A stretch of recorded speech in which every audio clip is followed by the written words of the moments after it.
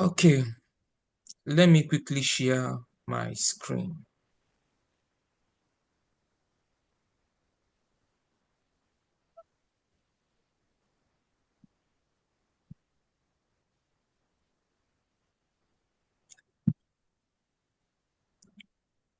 Can you see the screen? Yes. Okay, yeah, good. So I believe all of us saw the caption "Save the cities" because as I'm dwelling on this, I'm also giving you a sense of how research are being conducted. I understand that on the group chats, on the group WhatsApp, so to say, I have redressed many research topics and I'm still kind of rethinking on that, but we still have a section on that. So when you saw Save the Cities, it's not something that just came by word of imagination or just a sentence. I kind of began to think of a place I grew up, giving a sense of belonging of a place I started. And how it came about. I was I was born in Onitsha, Southeast Nigeria. Went to school in Onitsha, my high school, primary, and all that. And still today live. Some of my family lives there. So, in the sense of belonging, I was asking myself, how can we transform that this city is not only a city of indigens, but migrants has contributed to this particular space. So I began to ask myself, what can I contribute to make this city beyond the sphere of business? Of course, whenever we hear about Onitsha, what really comes to our mind is main market, business. Of course, we all that grew up in Onitsha in one way or the other are businessmen and women. But beyond that, I was thinking of an avenue where a contribution can be added to Onitsha, because apart from two solid people that have did the work on Onitsha history, no other person till date has tried to envelope what Onitsha is all about. So I began that sense of saying we should save the cities. And when I'm talking about cities, I mean a particular city, Onitsha, that through Onitsha, we now went into other parts of Eastern Nigeria. So that's where this name came out from. And this year we are starting a new application because over the years we have done it. I think this is the fifth year. We are challenging ourselves to kind of mentor people into this program. So I'm happy you joined the 2025 edition, and as you journey with me in this discussion, is worth listening. So now, why am I traveling? I believe I have called one or two persons after your application to ask you to have a section with you on all those aspects of why people are traveling. Of course, there are many reasons why people travel. In Nigeria today, one of the reasons people travel, I am tired of Nigeria. The place is frustrating and depressing. Very fantastic argument for you to leave Nigeria. Nigeria is tiring. Couple from today, we have about Natacha, tomorrow Babio, next tomorrow Fubara and Wike. People, it can be tiring, of course, very frustrating and also depressing. You have a very nice response to why I'm traveling outside Nigeria, whether for job or for studies. You have a very beautiful answer. Second person will also say, I want to make money. My friend in the US, UK, Canada often post beautiful pictures. Of course, you also right. There are beautiful places to snap and post pictures on Instagram, on Tweet X, and WhatsApp status. You are absolutely right. But I want to make money. There's also a caveat there, but I'm not gonna dwell on that. But that's also some responses I got from people while thinking about why people leave the country. The third one, someone will say, I want to make my mother proud, mama proud. That's also a very beautiful answer because every one of us wants to make the family, especially the mother, proud, whether dead or alive. People also have a sense, even when their mother passes away, they still have a sense of responsibility that their mother also looks out for them. So they want to make her proud, even in the world beyond. The fourth people will answer, I want to use education to japa because there are some routes that are already being checkmate. That the only avenue for me to harness myself in United States or Canada or UK, the simplest way is through education, and that's a very fantastic response. The person is also very right. And the fifth people will also say, I think I want to advance my studies and see what life has for me. This absolutely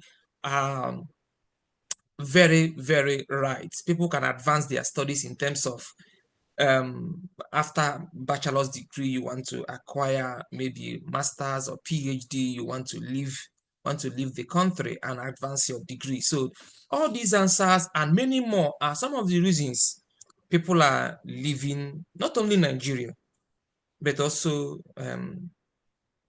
other parts of countries. Of course, I know in the other groups, I have someone from also here in the US that also wants to join the program because not only you that is seeking a fully funded admission, because I know that part of the things we are going to learn today is that fall application. When I mean fall application, is divided into 4 quarters. We have fall admission, we have spring, we have the autumn, and then we have the winter, whatever. So, but fall admission that kickstarts every August are fully funded program. You don't have to pay anything in terms of your tuition, in terms of your health insurance, and the school also have the chance of paying you what we call stipend or your monthly allowances or whatever name you want to give it. So that's the essence of the this all about a fully funded program. And are people getting it? The answer is yes, 100% yes, including the person speaking.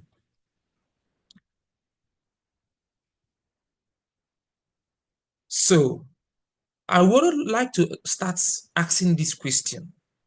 Do you have an international passport? I think 22 persons are supposed to join this Zoom today. Part of the beginning of all these things, the genesis of all these things, is that you secure an international passport.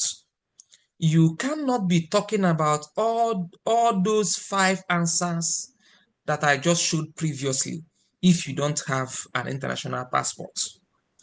Whether it's a 5-year plan or 10-year plan, you cannot be dreaming of this El Dorado, of this UK you want to go, Canada you want to go, US you want to go without having an international passport. As good as your ambitions or whatever can be, it's also nice for you to secure this small paper because there are certain schools, not all of them, there are certain schools which you will find yourself during the application that will ask you for your passport number. So you don't want to be in that position. You still have time not to be in a position whereby if they ask you for the passport number, someone was victim of this last year, but fortunately he later got another school. Anyway, that's so you know, kind of the school. So he was asked to provide his international passport number, but unfortunately he he doesn't have any passport then, and And he began to rush from one station to another. How am I going to bribe someone to get me a quick international passport within 1 week or thereabout? Long story cut short, before he would gather all those things, the application has elapsed. So, and he didn't make it to that particular school. But fortunately, he later got an admission this year to another school, and he will be joining us in August. So, one of the questions I usually ask, if you are to journey into this particular long way period, use between now and April or May to secure yourself an international passport, whether it's a 5-year plan or 10-year plan. Begin to think towards it. Nigeria is not a fun city where you can just walk into an immigration center and get the international passport. No, it's a place that requires bribery, it's a place that requires corruption, it's a way that requires you to pay your way through into securing the passport. So for you to shortchange some of these shortcuts, you start early. So my question is, begin to search your mind. If you are here, if you have an international passport, good and fine for you. If you don't have, begin to make preparations for one. And if your own is at the verge of expiring, begin to make plans to renew it. These are some things, these 3 categories, you need to checkmate yourself, the one you fall in. Now, the graduate school application that we are about to learn today starts every September 15th of every year.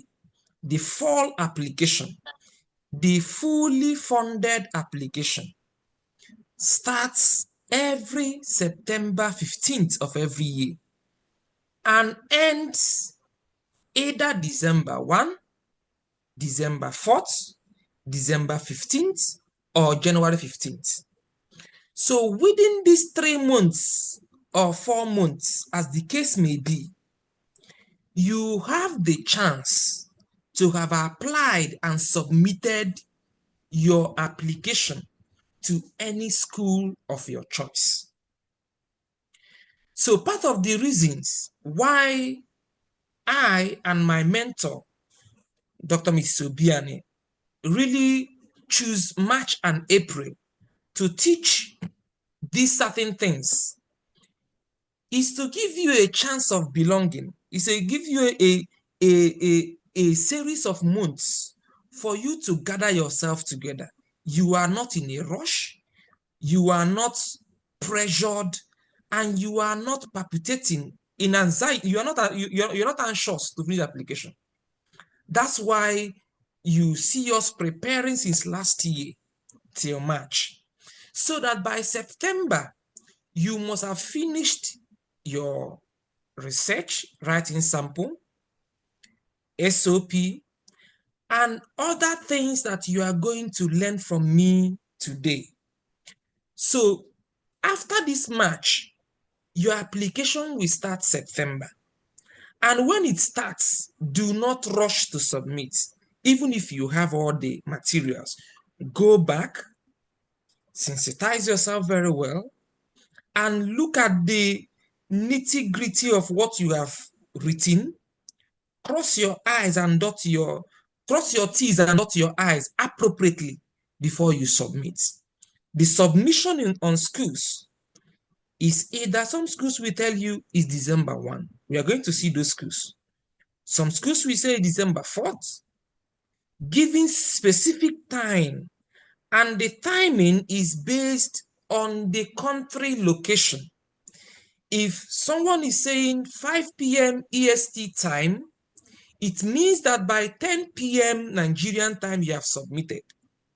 If someone is saying 4 p.m. CST time, it means that by 9 p.m. Nigerian time you have submitted. If someone is saying 7 p.m. PST time, it means that by 7 p.m. Nigerian time you have submitted. So you need to understand the time difference. Last week I was in California. It's 9 hours apart from Nigeria. And if you are applying to states like California that says it's 4th December, that means you are working with PST time. If you are applying to states where I am currently in EST time, like New York, Pennsylvania, Delaware, and all those northeastern states, you are working with EST time. If you are in Mississippi, Tennessee, Nashville, you're working with CST time. So you need to understand that you are not working with your country's time, because anybody who opens up an application is given time based on their own schedule. So you need to understand these patterns of time schedule. But one thing I'm going to leave you with is that the graduate school application is time sensitive, and do not rush your application, because US, UK, Canada has over 6,000 universities ranked either in private or public universities. Do not rush your application. No matter how, if you are pressured, leave it. You don't need to be, there's no, I hate to say this, there's no magic. There's no magic to application. I always hear people, whenever they submit the application, they will make this Igbo reference, no, it's not, it's not true. There are some ethics. I have reviewed applications. I have denied application. I have denied some people applications. If you don't pass through some certain key steps, I'm not sure. I'm not quite sure that Chineke na-enyere aka. There is a forum for there is a forum for God's help as a Christian, but we also need to. God has given us choices to follow, and those choices are what I'm bringing to you at your doorstep, telling you to start early. The research writing you are about to engage yourself. I'm not the one doing it. The SOP you are about to write, I'm not the one writing it. Some of the things I'm going to show you, I'm not the one doing it, but I am the one showing you the early pathway to follow, the early thing that you should do. I know that about 3 persons here, or 4,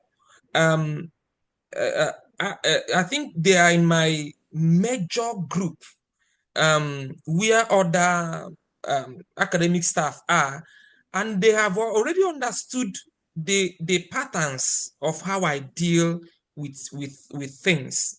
So when you want ka Chineke nyere gị aka, all I need you to do is to jot every step you are taking one after the other, so that when the time comes, you are supremely confident. As I always tell my mentees, if I see someone who will get admission, before you submit your application, I'm already convinced that the person will get admission. And whenever I will tell this person you will get admission. And it's not a magic, it's not in my capacity, but whenever that application goes to that particular school, the person gets admission, 1, 2, or 3 gets admission. So, for example, a school called University of Mississippi wrote to me and my mentor, Dr. Misobiani, early this year, that we have recommended 5 people, individuals, in their school. You can Google the school, University of Mississippi. They wrote to us personally that we have recommended them, and these 5 individuals are excellently doing well. On that premise, they awarded 6 people admission that are coming to Mississippi this year.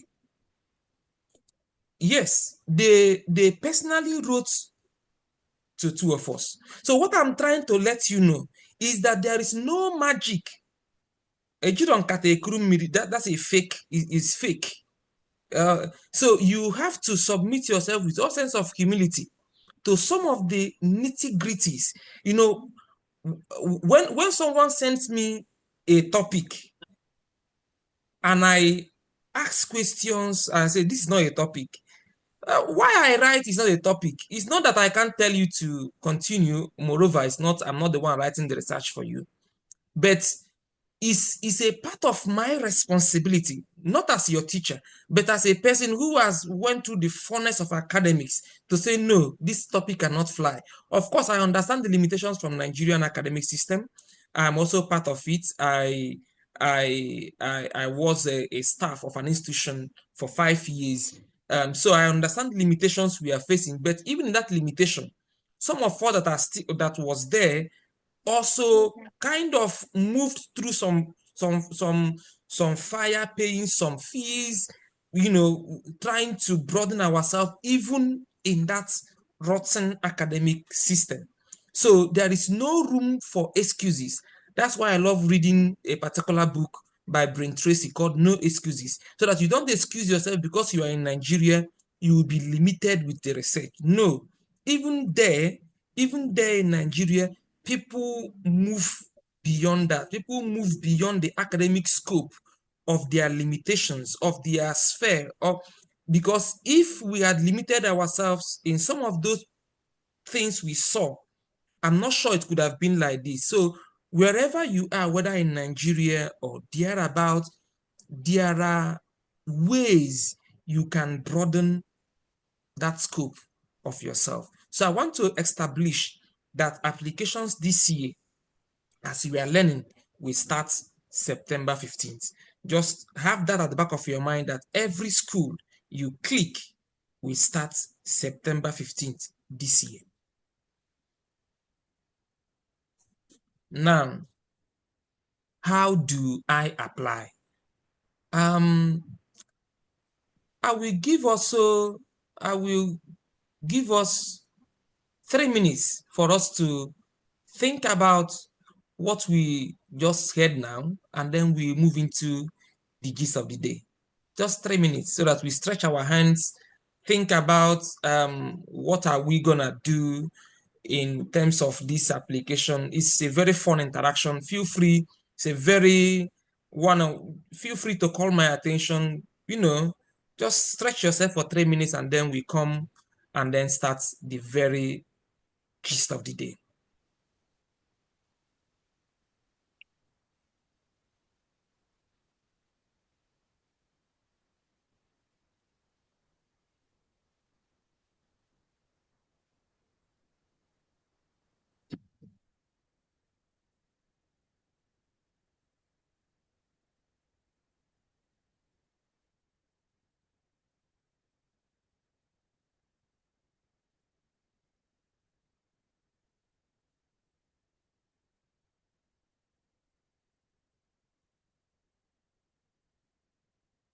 So, Samati, is it okay if I can ask a question while we're stretching?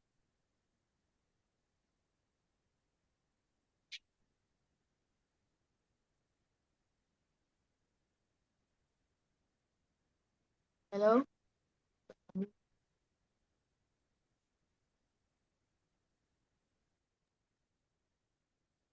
Is someone talking to me?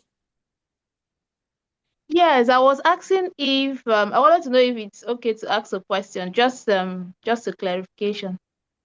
Sure, sure. Though you have time, but since we are on our 3 minutes journey, all right. Yeah, yeah. Okay, you talked about passport. Okay, okay, right. All right. So I want to know, I have 2 more years or approximately 3 more years on my passport. Is it okay? Do I have to still go and get a new one? No, no, no, no, no, no. You see, I'm talking of 6 months. If it's months, yeah, the duration is whenever the passport is within 6 months, you need to go and change it. You still have years. Thank you. Yeah, sure, sure.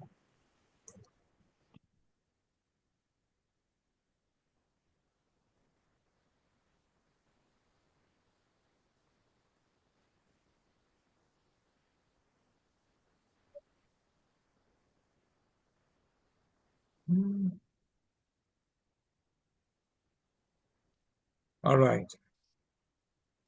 I hope you can see the screen, right? Yes. Okay. Yes. Now, how do I apply? Yeah. So, these 9 beautiful steps are how you are going to apply. It's a question you ask yourself. How do I personally apply to these institutions? And recently, I've been receiving a couple of messages from some of you also, and also from people on other groups asking me now that US, there is not, look at how to apply and you will get admission. And you will get admission. Please, I like muting some people so that you don't distract others. You can talk, but don't distract other people who are trying to pay a very silent attention. So these 9 beautiful steps are ways in which you can apply to these programs, either University of Toronto in Canada, Calgary, very beautiful place in Canada, that will give you fully funded scholarship. I have a lot of mentees there in Calgary and Toronto. So any part of the world, there are even Australia. Yes, I just remember Australia. You still have the opportunity to apply there using these 9 key steps. Whichever country that you think is manageable for you, or you think you can thrive, these 9 steps are ways you will navigate and secure your admission. Number one, I'm going to teach you. Ewa, I'm muting you because you are disturbing others. So the first one, we are going to look at how are you going to search for the universities you are applying. The second one, I will teach you how to write a cold email, because you cannot just go up and apply to a particular program. There's a particular email I will show you on how you are going to write it and how you are going to secure a spot for yourself. For those in sciences, I will also let you know how you are going to communicate to a particular person in your scientific field.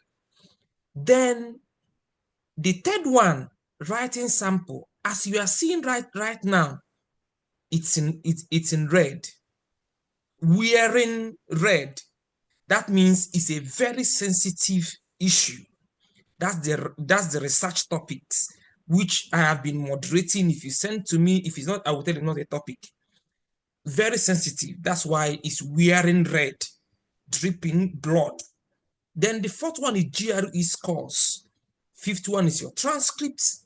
The sixth one is also wearing red, letters of recommendation, which is where we stretch very well. The seventh is an application fee or waiver. Many of my students also have to secure some fee waiver and all that. So we will get to that. Then 8 is how are you going to streamline your CV. And then the 9th one, which is the hook of your application, is statement of purpose. Even if you get number 1 to 8 and fail number 9, you are not going anywhere. Even if you get number 9 and did not secure yourself number 3 very well, you're not going anywhere. If you get number 3 and 9 and number 6 is wanting, you are not going anywhere. So I want to sound this as a note of, I'm a very practical person. I will also give you a practical narration of why and how my mentees have secured these applications. And whenever I read some other applications, I will just laugh, because sometimes people don't accept correction. We live in a society in Nigeria where corrections are often taken personal. So sometimes, because in this part of the world, no one corrects you, you just say, okay, it's fine. You can submit, because you don't know how a person can antagonize you, or even show you some kind of level of humid expressions. So these 9 key steps are ways in which people are secured and are still securing applications. So if you journey with me through these key steps, we are going to flesh out if you have applied before, you will agree with me if you have followed these key steps. Very nice. If you have not applied before, look at it now. And if you are still trying to apply, look at how to navigate this. The first one, university search. Please pay attention. I don't have room for personal teaching. Pay attention. I'm promising you that you are going to learn a lot. And by learning, you are going to navigate some of the hooks holding you from wherever you are to transport yourself into a place that you want to be. So now, in the university search and identifying faculty, when we mean faculty, it's not faculty of arts or social sciences. Faculty means the lecturer. In our part of the world in Nigeria, we call it lecturer. But here, every individual teaching you is considered faculty. Whether in UK, in Canada, in Australia, in US, you call the individual faculty or people. So when you are searching for a university you want to see yourself, in the university, you will navigate yourself through into a section called faculty. In some school, you will see them as people. So these two names should be ringing in your mind as you navigate this school search. Now, there's a link here, 4icu.org. Why I'm using this link is because it's the only recognized link for you to navigate into Western world schools, either Canada, US, UK, Australia. As you are seeing now, I have already inserted /US. That means if I click on this link, it will push me to see all the over 6,000 universities in United States. Without me falling into scammers, without me falling into a wrong site, thinking you applied, and without me not stressing myself into navigating other wrong websites.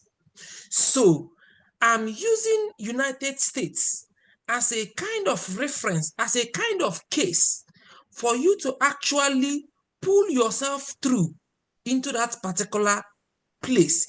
I can change it to Canada, I can change it to UK, I can change it to Australia.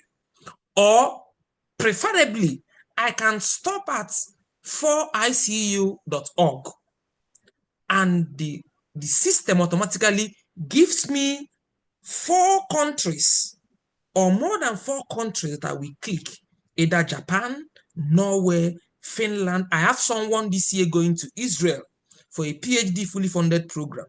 It's also there. So when I click on this right now, just watch me. Remember we are teaching on university search. We are searching for universities because you don't journey yourself into application without understanding there are key things for you to know. Now I click on this. Just watch. As you can see, top universities in the United States with 2024 US university ranking. So look at all the universities in United States. All of them. ranked according to their performance, according to their world ranking, according to whatever. So, but even if the university is number 6,000, is better than number one university in wherever you are coming from. So why I'm giving you this sense of belonging is that when you click on that link we just saw, that you have the responsibility of navigating through all the universities in the United States.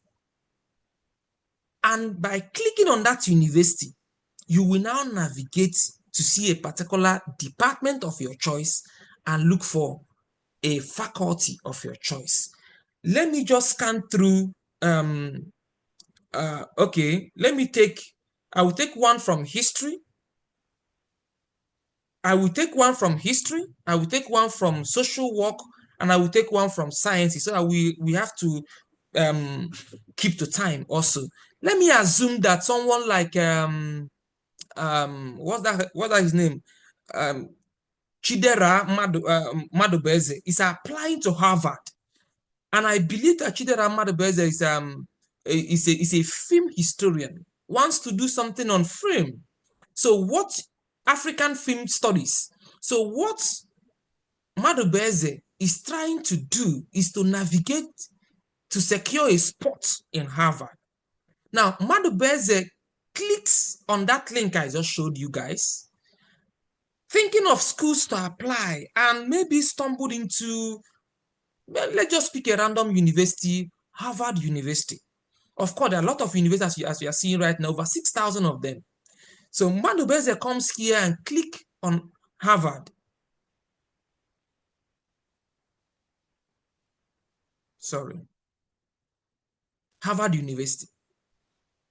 Madubeze quickly draws his system down to where he sees Harvard University. This is the official website for Harvard University, so that you don't fall into wrong website.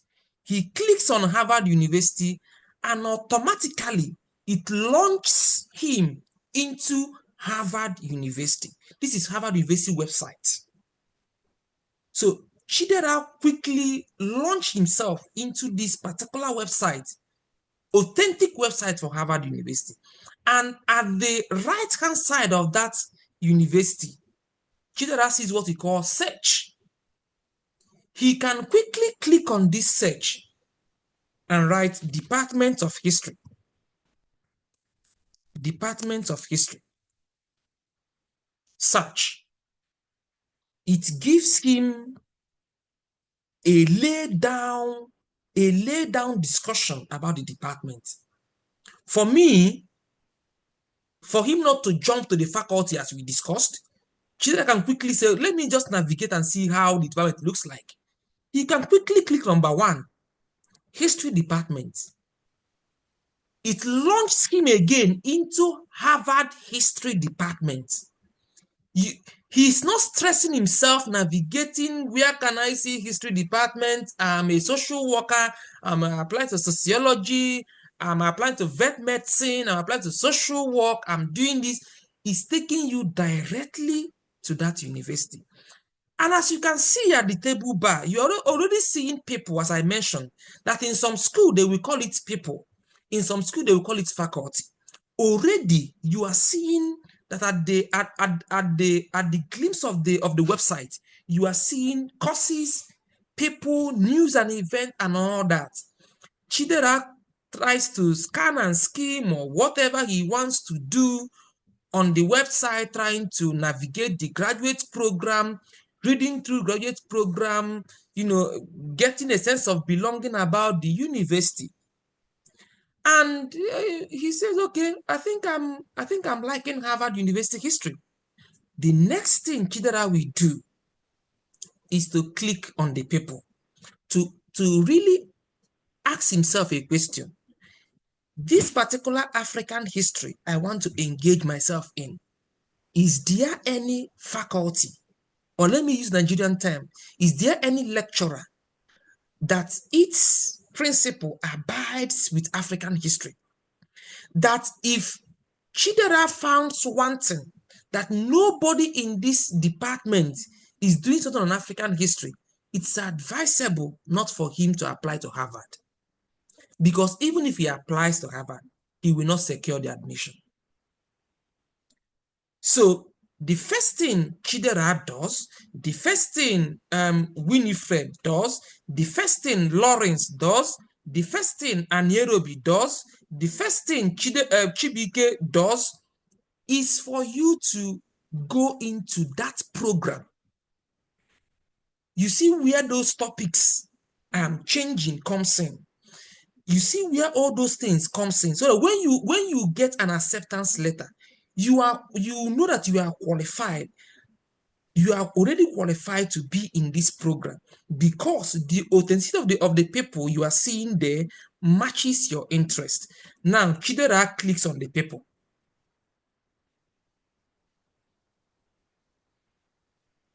And there are tons of people he will see, lots of them, like this and this, and suddenly, Chidera sees someone, Emmanuel Akinpong, an African historian. Looking at him alone, Chidera quickly clicks on this particular profile because this man looks like a Ghanaian. He really wants to know if this man is doing something on post-colonial or whatever African history. He clicks on Emmanuel and tries to read about Emmanuel. Fortunately, Chidera stumbles that Emmanuel is an African historian doing something on Ghana, doing something on alcohol, on something on labor, this and that. Chidera will say, okay, I think I have secured this. I think I have secured someone who I think will supervise me. But unfortunately, Chidera looks up and saw that this man is on leave here. That means that this man will not be available during this spring, but will be available by the time he gets here. Be attentive. Chidera, after reading and having a sense that I'm going to email Emmanuel Akinpong, unfortunately, sees that Emmanuel Akinpong is already on study leave. And but interestingly, since he's on study leave on 2025, that Chidera wants to come to the 6th. Indeed, he will be around when I should be applying to this school. Therefore, Chidera now wants to email Emmanuel Akinpong on what I will teach you next. We call code email. Now, the first thing Chidera will do, the first thing Anierobi will do, the first thing Favor will do, the first thing Precious will do, the first thing Chibike will do is for you to copy the email of Emmanuel Akinpong, which is already displayed here. His email. You copy it down, write it somewhere, because I'm going to teach you after this episode on how you are going to use this email. You are going to write this email down and quickly maybe summarize his expertise, his research interest, what he's thinking about. Chidera can summarize that he's an African post-colonial historian. That is it. He can just keep it like that, a very small sense, because Chidera wants to sell himself. Chibike wants to sell himself. Anierobi wants to sell himself, not about the man, but you have already learned or read that this man's interest lies with you. So now he picks up and said, okay, no problem. Chidera moves to another school. Of course, he might go back, search and search. You know, you can read other faculty, other individuals in the department to know if you can see another person on African history or thereabout. There are a lot of them, of course. Even Steve Becker is also an African historian. David is also an African historian. Lots of them, but you are picking one or two faculty in a particular school to have a sense. You don't email two of them once. You can email one person and wait for his response. But mind you, some of them might not respond to you. They saw your email. Don't panic. Some of my students will say, true, I sent the pandemic here for more than 1 month. I want a response. They saw it.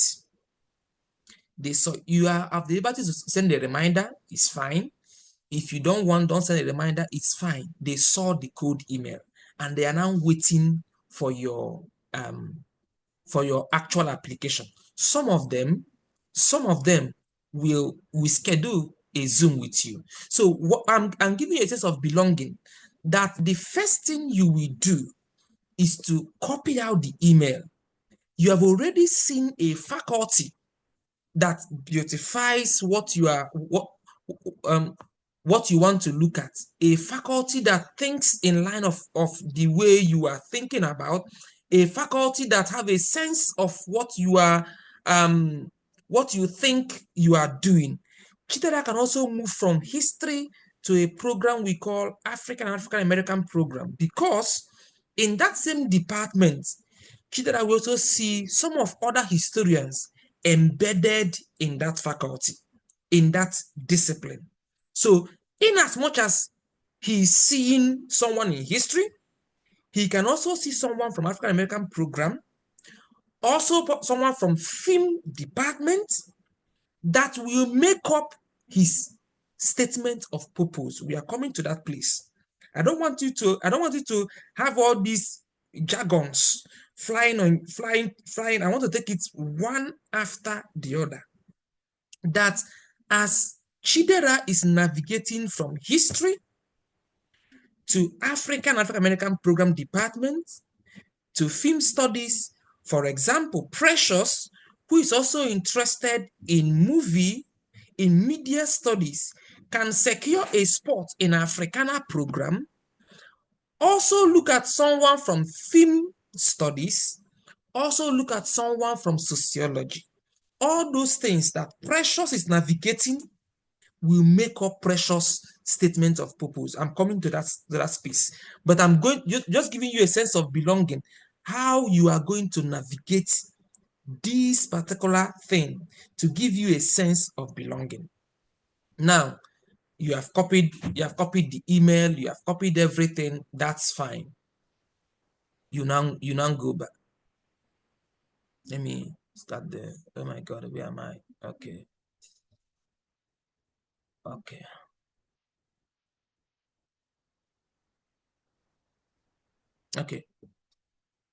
So the first one is that the faculty should be within your research interest.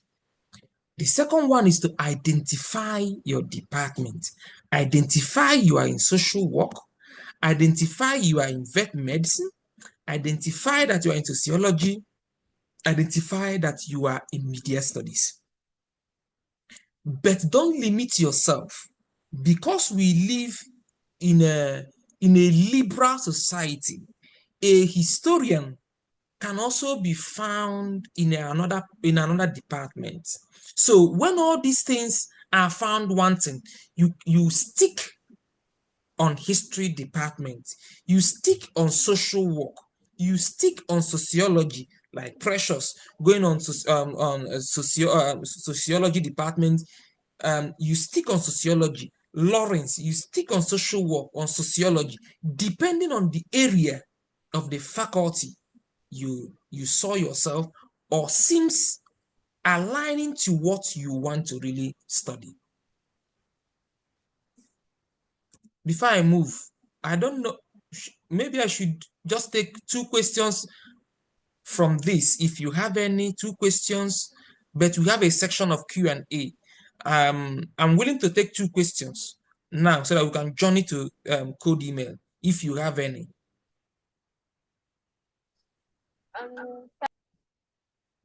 Though we have, if none, no problem. We have a section of Q&A, but if you have, I can just take 1 or 2 and then we can continue.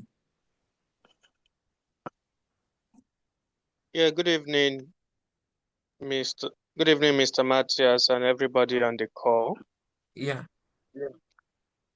So from my own end, I heard you loud and clear when you pointed out that the faculty should be within your research interests. And also, you also pointed out that there could also be a need to expand from your immediate faculty. Now, I want to ask, in the event that one expands to his or her expands outside his or her immediate faculty to possibly say sociology, would the person also adopt the same research methodology of his or her original program, or the person would adopt a research methodology of that faculty that faculty or that research interest he or she has decided to delve into? That's it. I love that. Very nice question. Very good question. Thank you for bringing us back to that question. If you are a historian and you are applying to sociology, you must adopt sociology research methodology. Because history and sociology is a two different departments, though they work together. As a historian, I'm also a sociologist. Most of my work has a multidisciplinary approach. As a historian, if someone reads beyond the scope of history, there's a level of history you will attain, a level of history maturity. You will blend history with sociology. You can't write history, for example, you can't write history in this current dispensation without adopting anthropological and sociological research method, because these three professions, including social work hand in hand. So, but if the person is not gifted, in mastering the craft of multidisciplinary approach, the person should stick on the department he knows better. So, but as a historian, can a historian apply to sociology? The answer is yes. But if you are applying to sociology as a historian, I advise you to have mastered the craft of arguing that research method in your SOP, because it gives them a sense of belonging, that beyond being a historian, that this guy, this lady already masters the craft of the research methods in sociology departments. So I have someone, University of Southern Mississippi. She was a historian. I taught her while I was in UNN. I wrote her recommendation letter to Southern Mississippi.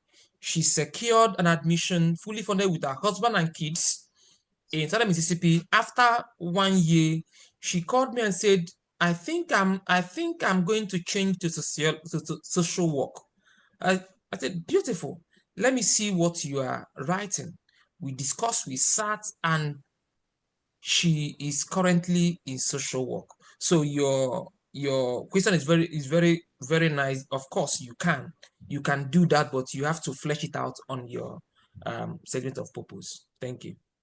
Ewa, I think yeah, the last one, so I can journey to our other. Ewa, go on. Okay, yeah, my brother, thank you very much. And I love what you're doing. Sure. My question is, Mm. like now I'm interested in water, Okay. And I want to approach it from the perspective of this. Can you speak So loud? now, yeah, can you hear me? Yes. So, yeah, if I want to apply now to Harvard, yes, then yeah, and I have navigated through the faculty, and I couldn't find a faculty member who specializes in water. Mm. But the person, maybe I can find someone who is into environmental studies, but not exactly on water studies or related water related studies. Yeah. What should I do? Thank you. That you are studying water. Water is a part of your research, but not your study area. The water you are studying is in a particular location. So that location forms the auspices of your research. Because you are studying water in a Abakaliki axis, makes your research an African history research. So that means every Africanist can supervise your work. Every African historian can supervise your work, except the person is limited to a particular sphere.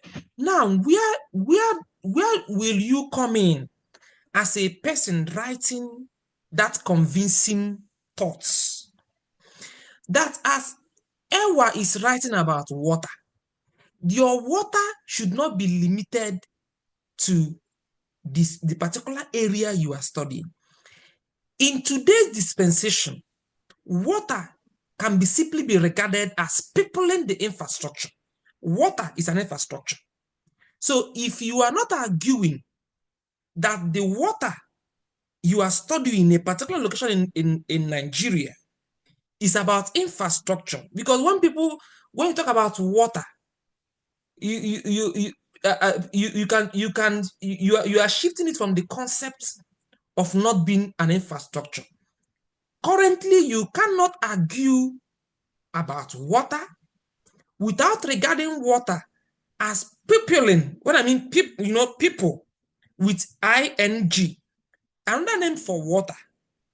If I'm to write about water currently, it should be regarded as peopling the infrastructure, because it gives me a sense of the attributes of water, not only the place it's located, but also the utilities, the equipment people use in fetching the water. If you are talking about water, maybe in our nature axis in colonial period, I am looking beyond the water rushing itself as a writer, as a researcher, as an academy. I'm looking beyond the rushing of the water. I'm looking at the people who comes to fetch water in that particular place. I'm looking at the individuals who come to fetch water. I'm also looking at the commodities, the ports, the porphyry, the places they are fetching that water. In arguing those things, that water you are studying forms what we call a built environment studies. You are now living the concept. You are no longer Nigerianizing your research. You can't Nigerianize your research. For you to have another historian, like a white man studying Africa, to win the person's heart, you cannot Nigerianize your research. And that's why when I receive a topic from individuals, I will tell you, let me think about it. Because most of the things, and it's not their fault, it's not the students' fault, because the system people grew up in affects the psychology and the way we present research. So when we are talking about water, you look beyond water as rushing, so that someone that is in Germany, in Israel, in Canada, in UK, in US can benefit from the built environment. I'm not talking about so that you see that I'm living the concept of that water. I'm looking at water as a built environment and water as peopling the infrastructure, so that when that topic comes to me in my decks as someone reviewing Ewa's research topic, I'm seeing the study area of Ewa as just in our nature, but the confrontation of what Ewa is doing lives beyond our nature to discuss about the built environment. Those water can be seen beyond our nature scope, and our nature, or whatever you are studying, or whatever you're studying, becomes the centerpiece of discussing that research beyond that scope. So anybody studying African history can now supervise your work because you did not Nigerianize the research. And as you are seeing on our platform, you are seeing people uploading the research. I'm not going to connote the research for them. Funny enough, I will come there. I'm not going to connote the researches for them, but those topics you are seeing is not something they will just go in and maneuver 15, 20 pages. No, it's something they sit down, discuss, and cannot Nigerianize it, because you need to move beyond the scope of what, for example, Precious is doing a research on Woman King, on class, race, and feminism. And for her to digest the movie very well as a concept of anti-blackness, we are not expecting, if Precious is analyzing that movie, for instance, she's giving instances on class and how class has affected women while drawing an bird-eye view from the movie. She's already navigating the Woman King movie to our everyday life as a woman in junction with feminism. So that makes Precious research acceptable and accommodating in a wider broad for a fully funded admission and a winning program. So, Ewa, back to your question, that every Africanist can supervise that water, but it depends on the way in which you presented your research tactics. Ben, I'm just want to take two questions. But quickly say one word so that we can jump. We have many things to cover. Okay, good evening all. Yeah.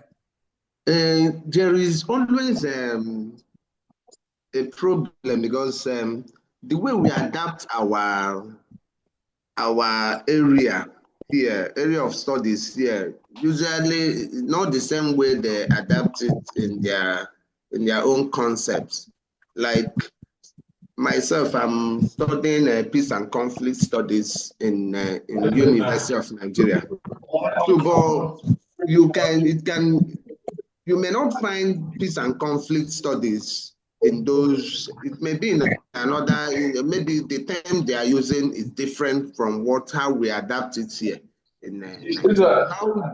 How then do we navigate and search for universities to get the one that will address what we are doing? Okay, thank you. The Nigerian Peace and Conflict is a baptismal name. It's not the Peace and Conflict Department in Nigeria. It's a baptismal name. History and International Studies. The International Studies there is a baptismal name. These are all concepts people, the NUC or whatever people derive joy in creating mockery in academics, and also not sensitizing students or not. These are all creating programs so that they can push in people to study. Peace and conflict can, a strong peace and conflict analyst can be a good historian and can also be a good political scientist. So the faculty you are looking for, you will see them in political science here. You will see them in Africana studies here. You will see them in African-American program here. You also see them in history.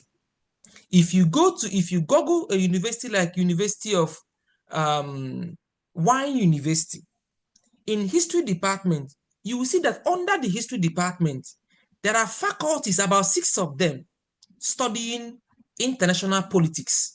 This is the same thing in Nigeria called Department of Peace and Conflict. So, and these guys are people, involved in diplomacy, but they are in history department. If you also look for University of Miami, you also see that a historian is also embedded in international diplomacy. So the peace and conflict is not a department recognized in the world, but you can see peace and conflict in political science, inside African American studies, inside whatever, and that is a branch, not a department. You see what I'm saying? People should mute themselves. You see, it's a branch, not a department. You can't see in the Western world Department of Peace and Conflict. No, but it's a branch of study in a program that's accepting you as a person who is doing peace and conflict. So your research still maintains. You can maintain your research. Though I have not seen your research topic anyway. You can maintain your research and still find a faculty in that department. So don't look for peace and conflict department. You will not find it. You won't find it. But you will see a faculty. As I just used Chidera as an example. If you are seeing that in the Department of History I just opened, there are lots of individuals. If I begin to click on most of them, in that history, you will see someone doing women and sexuality studies. That means that someone like Precious can also email that particular woman, though in history, but has a sense of what Precious wants to do. So do not limit yourself that you're looking for those departments. No. Even Precious doing on media studies can apply to African and African American program because there are some film analysts someone can find there. So cold email. Remember what I said earlier, that cold email, when we copied the email of that young guy, of that professor that Chidera copied his email. A cold email means expressing interest and communicating appropriately and intelligently to the desired or potential advisor. Another word for advisor is supervisor, as we call it in Nigeria. So, but here we call it advisor. So, what should a cold email entail? Please listen very carefully. It's a very interesting episode because you're about to make a journey, and this cold email speaks volume about the writer and your research. It must be kept simple, concise, but well detailed. I frown at long essay or whatever. It must be simple, it must be concise, but in as much as its simplicity, it must be well detailed. It must present your value for academic growth. You must tell the person who you are. I don't know who Ben is. Ben just sent me an email. So the email should tell me everything about Ben, everything about Ndubuoku, everything about Egolu, everything about anybody here. The email should tell me the value of your academic growth. It must show your research interest, one, your academic prospects, and how the advisor connects to it.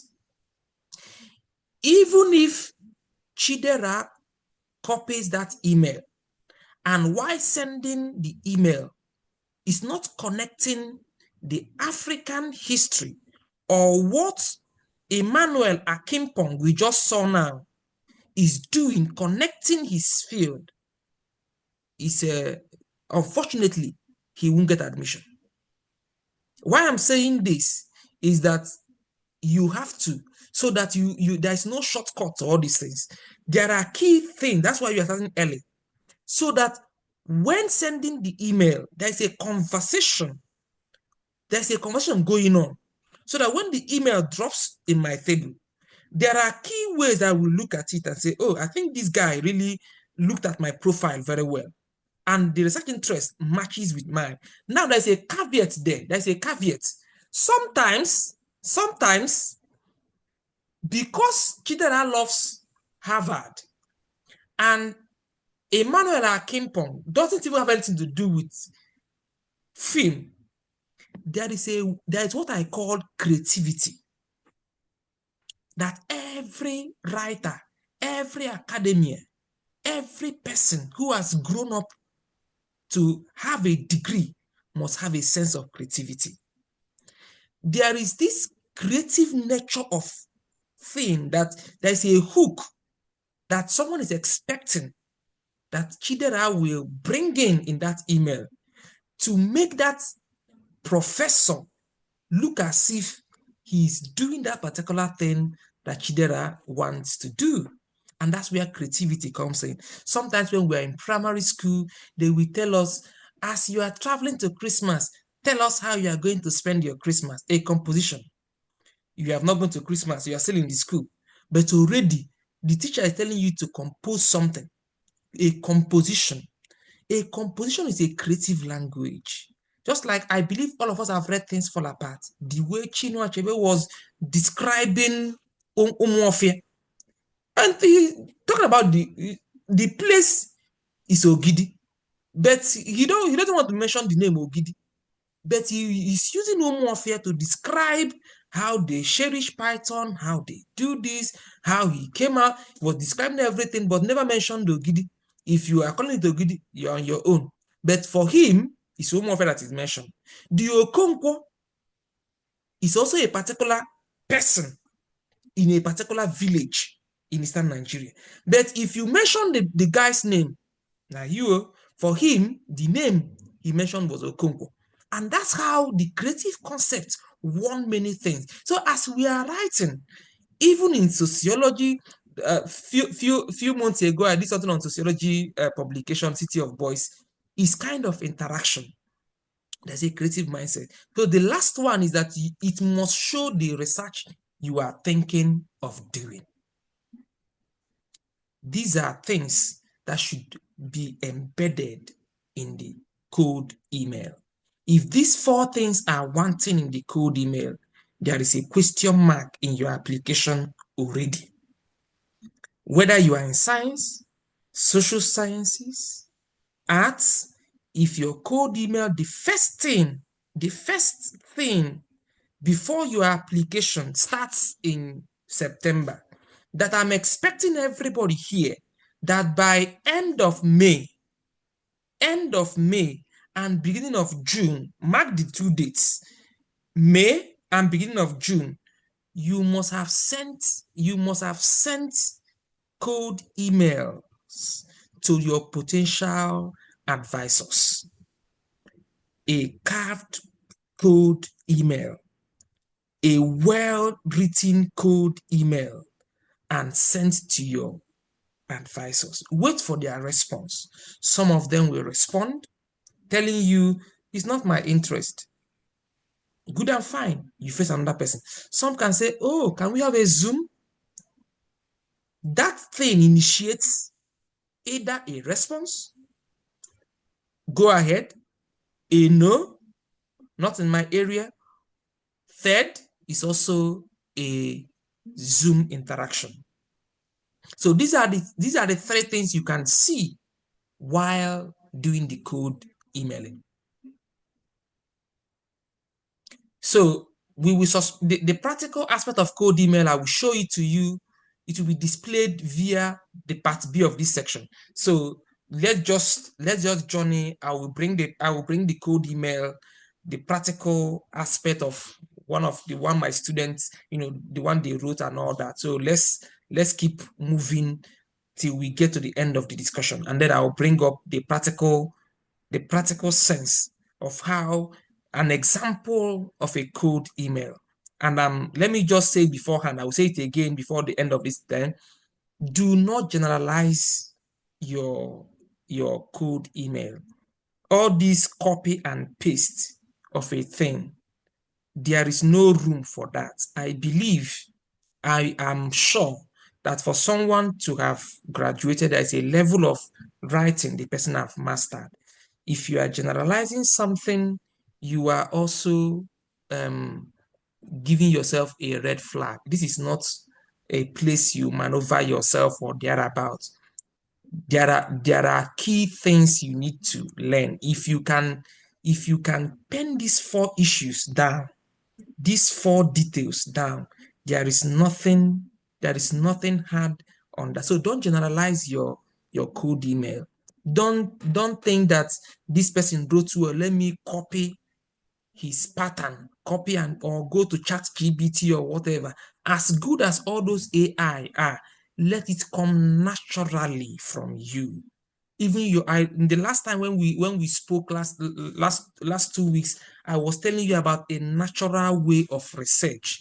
There is something that comes naturally, and when it comes, even reading it, you will know. We have passed through the furnace of all this, and when you see a copied, you will know. AI generated, you will know.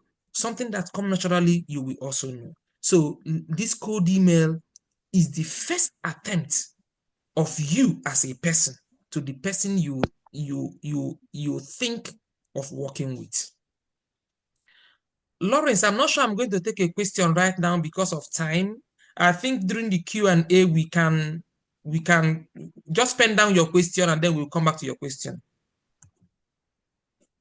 Now, the writing sample. Writing sample, this is also the research topics, and I believe a few people have corrected their writings, their research topics. It's not my duty to correct your research topics, but why I love doing it. I know some people have told me, my mentees, why are you correcting? Don't just leave them. I said, no, this thing cannot fly. It's a responsibility of a good teacher. I understand the background. Of course, I grew up in that same background. We need to help individuals to understand that research, this is a research topic, that a research moves beyond what people think it is, and it should come naturally from you. Because I don't know who Ben is, I don't know who is Kene Anerobi, I don't know who is Anerobi Ndubuoku, I don't know who is Precious, I don't know who is Chukwuchidera. No, but I can know them through their research. I don't have the time to interview Ben if Ben is applying to Harvard or Columbia or Chicago or whatever schools Ben is applying. I don't need to call Ben.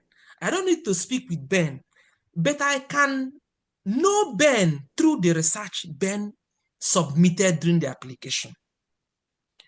I can know if Ben copied from AI, even from Melikunatit. While I was reviewing some, in my department, we had over 456 applicants in my department. While we were called to review some of course, we selected only three individuals, and then other people were rejected out of 456. We only took 3.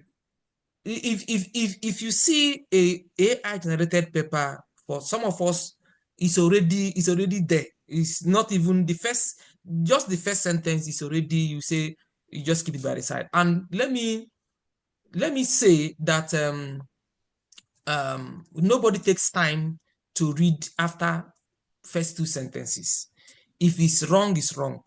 Just the first 2 sentences shows you everything about anything any individual writes. So while I'm changing your research topics, is just to stretch you a little, to stretch you that you cannot write a research at the confine of your house. You must leave that space. You must engage in ethnographic research, whether you are in VetMed like D. Mello, whether you are in social work like Lawrence, whether you are in sociology like Precious, whether you are in media studies like Precious, whether you are in history, you must leave the confine of your home. You cannot write any research, including those in English, Obudokwe. You cannot write your 20 pages research in the confine of your house. There are books you are going to engage. There are people you must engage. There are tactics of that you must engage for you to write a very good research. A good research is 15 to 20 pages. So when this research is being submitted, I will now know who truly Ben is. I will now know if Ben is actually doing something on peace and conflict that he claims to be doing. I don't need to see Ben, but from the theories and from the concept and from the argument Ben is making in that research paper he submitted, I will now know that Ben is indeed a true conflict analyst. This is where this one comes in. That a good writing samples don't just show how many big words. People are good in all those big words and all that. That's why novels like Achebe, Iguationg and all that are the best of its kind because of how simple their words are. Even Adichie. So it's not about how big or how volume, no, but how is being communicated. I wrote here that your writing sample can include your undergraduate thesis. It can include, if you have done masters, it can be your master's assignments or papers, or even the coursework you did while in school. You wrote as an undergrad or in a master's program. So you can say, okay, I did something on undergrad. Can I use that? You can use it if only it's a well-researched paper and it's in line with what you are going to discuss. For example, Precious wants to do something on movie. She cannot use her undergrad papers because it's not on that aspect. So for her to submit a well-researched sample paper, she has to start a research paper on something that is similar to what she's about to do, which is 15 to 20 pages. And if you see what is wearing red, a research sample is a research paper of about 15 to 20 pages, adequately cited with a well-detailed bibliography, default of plagiarism, or AI-generated paper. If you think that ChatGPT or whatever cannot be found, I hate to say that, but iTurnitin can also not the Turnitin we use in Nigeria. Those ones are, I don't know where they bring that one, but it can also generate some of those words. So if you are writing an article, I'm going to show you a sample, my own anyway, not another person or whatever, my own. Or of course, people will say I've published a lot, but I'm going to show you how it looks like, whether you are in VetMed or whatever. But all I want to let you know is that in research, you must leave the confine of your zone. As a peace and conflict analyst, I don't know you. Ken, as a political scientist, I don't know you. VetMed, I don't know you. Winifred, I don't know you. But I can only know all these people from what they wrote. So if I have corrected your research topics, I'm not the one writing it, I'm not the one reading it, but my duty as a person, whether you are a staff, whether you are a PhD holder, a master's holder, or undergrad, submit yourself to a good research. That's why you are starting March, so that between March to June, you have finished the first 2-3 drafts of your research paper. The first 2-3 drafts of your research paper. So that if you are submitting it, we are saying, okay, that Lawrence is submitting on social work. Let me see what Lawrence have done, the method he has employed to do this that qualifies him as a social analyst. So now I'm going to show you the practical sense also displayed in part B. Okay, let me wait. The questions should come out on Q&A. Please just note down your questions. I'm ready to answer 1, 2, 3, 4 questions anytime. And also know that you have the chance to see me Monday through Friday, 7 p.m. Nigerian time to 8. Bring all your question. I'm here to answer. Just feel free. No pressure, no anxiety, nothing. I'm here to digest any question. Now, GRE. Not everybody will write GRE. Not everybody will write GRE. GRE is a graduate record examination. So if you are in arts and social sciences, it's not mostly for you. And though not all schools require the exam for acceptance, it adds a better advantage to an application from a science or social science student. Moreover, not all social science students write GRE. GRE is a graduate record examination. I understand that 2 persons here have also purchased the form for writing of GRE I think in June or July.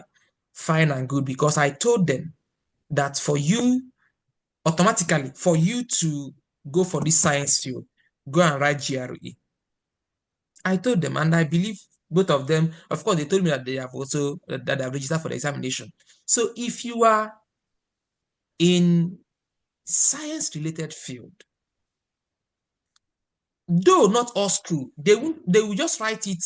They will write it not really, not necessary. Go and write it. If you are in science, go and write it. It's just something you know. It's an expensive examination. I think the centers are in Lagos or Abuja. Go and write it. If you are in social work or engineering, no, social work or sociology, you might not write it, but you will only focus on the universities that does not require GRE. If you are applying for social work and sociology, the schools you will be applying are those that does not require GRE, because social work and sociology requires quantitative research methodology. I am also a sociologist, so I understand. And my younger sister at University of Miami is also a sociologist. So if you want to apply to these 2 programs and you don't want to write the exam, when applying for this year's application, do not apply to schools. Do not apply to schools that requires GRE. So public health requires GRE and all that. My last statement here is very interesting. It is expensive and in most cases rigorous. Failing such an examination is risky. I encourage anyone who can afford it to register for it. It is worth the investment. So if you are thinking of GRE and you want to ask me, is my field related to that? You can ask the question when the time is due. I will answer if your field is or maybe. But if you are in history, English, and other humanities, there is no need to write GRE. There is no need. If you are in social sciences, particularly social work and sociology, you can choose not to write. There are some schools that you will apply to, but there are some schools you cannot apply because you did not write GRE as a social worker and a sociologist.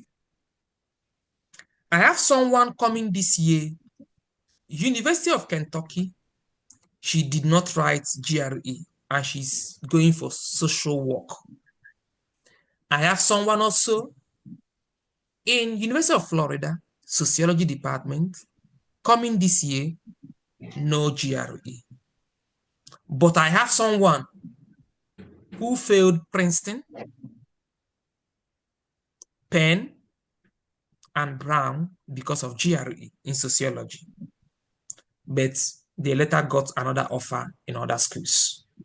So I want to make this thing clear to people who are applying. Of course, I've told you guys this thing on phone. I just want to make it as a broad dimension, that so that others can hear from me. And I know that two people here has already registered as they told me. Anyway, so the application is online. You can get their form from, I think the centers are either Abuja, Enugu, Lagos, or thereabout. I can't remember the price, but I know it's an expensive examination. So, but it's worth investing if you really want to garner your knowledge in all this. Now, the next thing that we ask you in the application is your transcripts. I know it's not a new something to us, but because I'm teaching this March, please, all the schools you have attended, get their transcripts, the student copy, because it's part of your application material. So transcripts are required. There is a column you are going to upload your transcripts. I'm going to also show you at the end of this class how the application looks like, so that there is a benefit of doubt how you are going to navigate and then click on the application website. So, proof of English proficiency. Now, Nigeria, as we all know, is an English-speaking country. So, but some of the schools claim or still claims that they need to see the proof of English proficiency. I don't know for other schools, but I have taught different schools, and they have their proficiency letter. I will show you my own. Then even from Uniben, someone coming and all that gives English proficiency certificate, saying that this student was taught undergrad was in English. So wherever you went or the schools you attended during your undergrad, get the proof of proficiency from them. My school, I went to University of Nigeria, Nsukka, it's only 5,000 naira. You get it from the iTranscript unit. I believe that if it's 5,000 in UNN, it might even be 1,000 or whatever in other schools.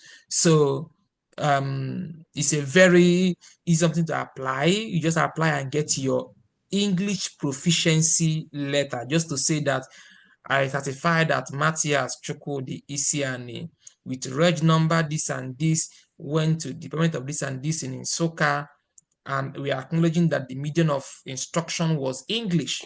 That's full stop, stamped, duly signed by the university. So everybody gets it, so that some institutions, not all, because most of them now acknowledge that Nigeria is an English-speaking country. But when the desired university you want to apply requires that proficiency, you can easily upload it for them. So please, with your letter of proficiency letter, you do not need to write IELTS or TOEFL.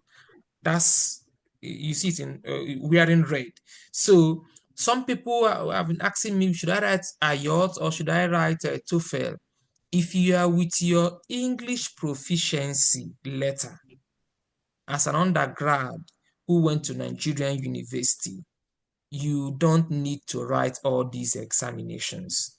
And as I said earlier, not all the schools will even require the letter, but it's necessary. It's necessary you have it in case you see a very beautiful university you want to apply, and it requires for you to upload the letter. Just have it. Have all these things. Get your transcripts ready.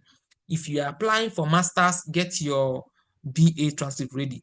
If you're applying for PhD, get it ready.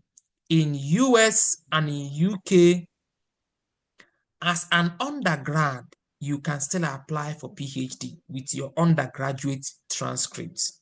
Let me repeat myself again.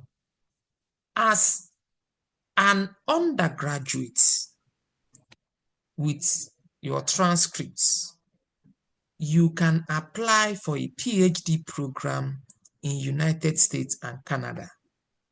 One of my students coming this year to Vanderbilt University is from undergraduate. I taught her while I think that was my last set I taught in soccer. She's already coming to Vanderbilt University as a PhD student from undergraduate. I also referenced my younger sister from undergraduate sociology department, currently doing her PhD in United States. And a lot of people here also doing the same. So, but there is a level you have to attain. Your research should be standard. The way you write should be standard. Your communication skill, those aspects I'm telling you about research writing should be up to date. You don't just apply for PhD because you want to apply for PhD, but what defines you? So if you know that you don't want to squabble with a PhD application that is very, very rigorous and also very, very detailed, you can apply for masters. But let me let you know that you can apply for PhD with your undergraduate transcripts. So if you are here, just hear it from me, and you are done with your undergraduates, you can apply for PhD while also applying for masters. So while applying for masters, you can also apply for PhD. So I will show you the English proficiency letter in part B. Now, I want to emphasize on this because if you remember, while I was showing you the 9 detailed things you need to know about this application, the letters of recommendation was wearing red. And I want to emphasize on this very well. Many academic staff, and I want to reference my country, Nigeria, and also people in academy don't know how to write recommendation letters. I'm very sorry to say that because I was also, of course, I'm also part of them till today. I have this thing. So there are ways in which letters of recommendation must be written to be standard. And I hold no exception of saying that there are lots of academic staff that doesn't know that writing a letter of recommendation is to them a benefit, not to the students. I always, even while I was writing recommendation letters while I was still in Nigeria, for my students who has traveled or currently studying here, some will always make some assumption or concept. Why are these students disturbing you? Why are they disturbing you? No. We live in a society where they think that writing recommendation letters that they are doing well for the students. But unfortunately, the person writing it is the one benefiting. But is very disheartening that 1, they can't write the recommendation letters. 2, they are thinking they are doing well for the students. And 3, one of my students who is coming this, I don't want to mention her name, who is coming to the United States, a particular school in South, she was reaching out to her lecturer, please, can you write a recommendation letters for me, just 3 for my application? I hate to say this, but it's fact, it's real. The academic staff told her one recommendation letter, 30,000 naira. I was shocked because recommendation letters can never be sold. It's disheartening to hear such in an academic environment. The letterhead bears your name, the word English is yours, and what you communicate is also yours. So as I referenced earlier, that University of Mississippi wrote to I and Lotomi Sobian about people we have referenced, the way we write recommendation letters. So what I have begun to do since 3 years ago was to tell my students, including you now here, that you should write your recommendation letters yourself as a template, because some of us, I'm saying it very proudly, who are in academics and staff, have this ego, quote and unquote, but they don't know what to write. And they cannot submit with all sense of humility to tell the student that I'm not sure I really know what to write about this reference for you. So they can just write, Ekene Anierobi is a hardworking student. He was in my class. He did A. He made an A somewhere. A very neat boy. He comes to all those jargons. He will just maneuver whatever with all the egocentric inclinations in him or her, and then submit for you. And at the end of the day, you won't get that. You won't get the admission, because letters of recommendation, you don't see it as a student. It goes directly to the graduate division, who is now examining somebody, talking about you from an external perspective. So it's whatever that person writes to them, the jargons, the poor Englishes, is what they will now use to examine you as a student. So what I have started to do for my students, that if you go to any person that you want a reference letter from the person, before you even start before you even start to discuss or went through his ego, whatever, massage the person's ego by saying, hey, Prof, oh, Doc, I have a template just for me to send to your email. If you can add or subtract, write it yourself. You can write 3 recommendation letters for yourself and give to them. A recommendation letter that is not up to 3 to 4 pages cannot fetch you an admission. A reference letter is a story about Ekene Anierobi. It's a story about Chinenye Jidofo. It's a story about Ben. It's a story about Lawrence. It's a story about Madubeze. If I'm not telling story about these particular people, they cannot get admission. It's a level that I, as their teacher, is saying that I have engaged with these particular people. And that's why none of my students writes for me, and it's not the same. I'm going to show you the practical sense of how I write my recommendation for my students. Even here, I'm still writing references for them because I taught them. And when you say no, don't worry, just go. Because we have mastered the craft, even while in Nigeria. That's why I'm saying your environment doesn't limit you. It's just that people don't want to advance themselves. When the academics is rotten, is poor, it's your duty to advance yourself. You leave whatever is a place I am. So when the place is poor, you move.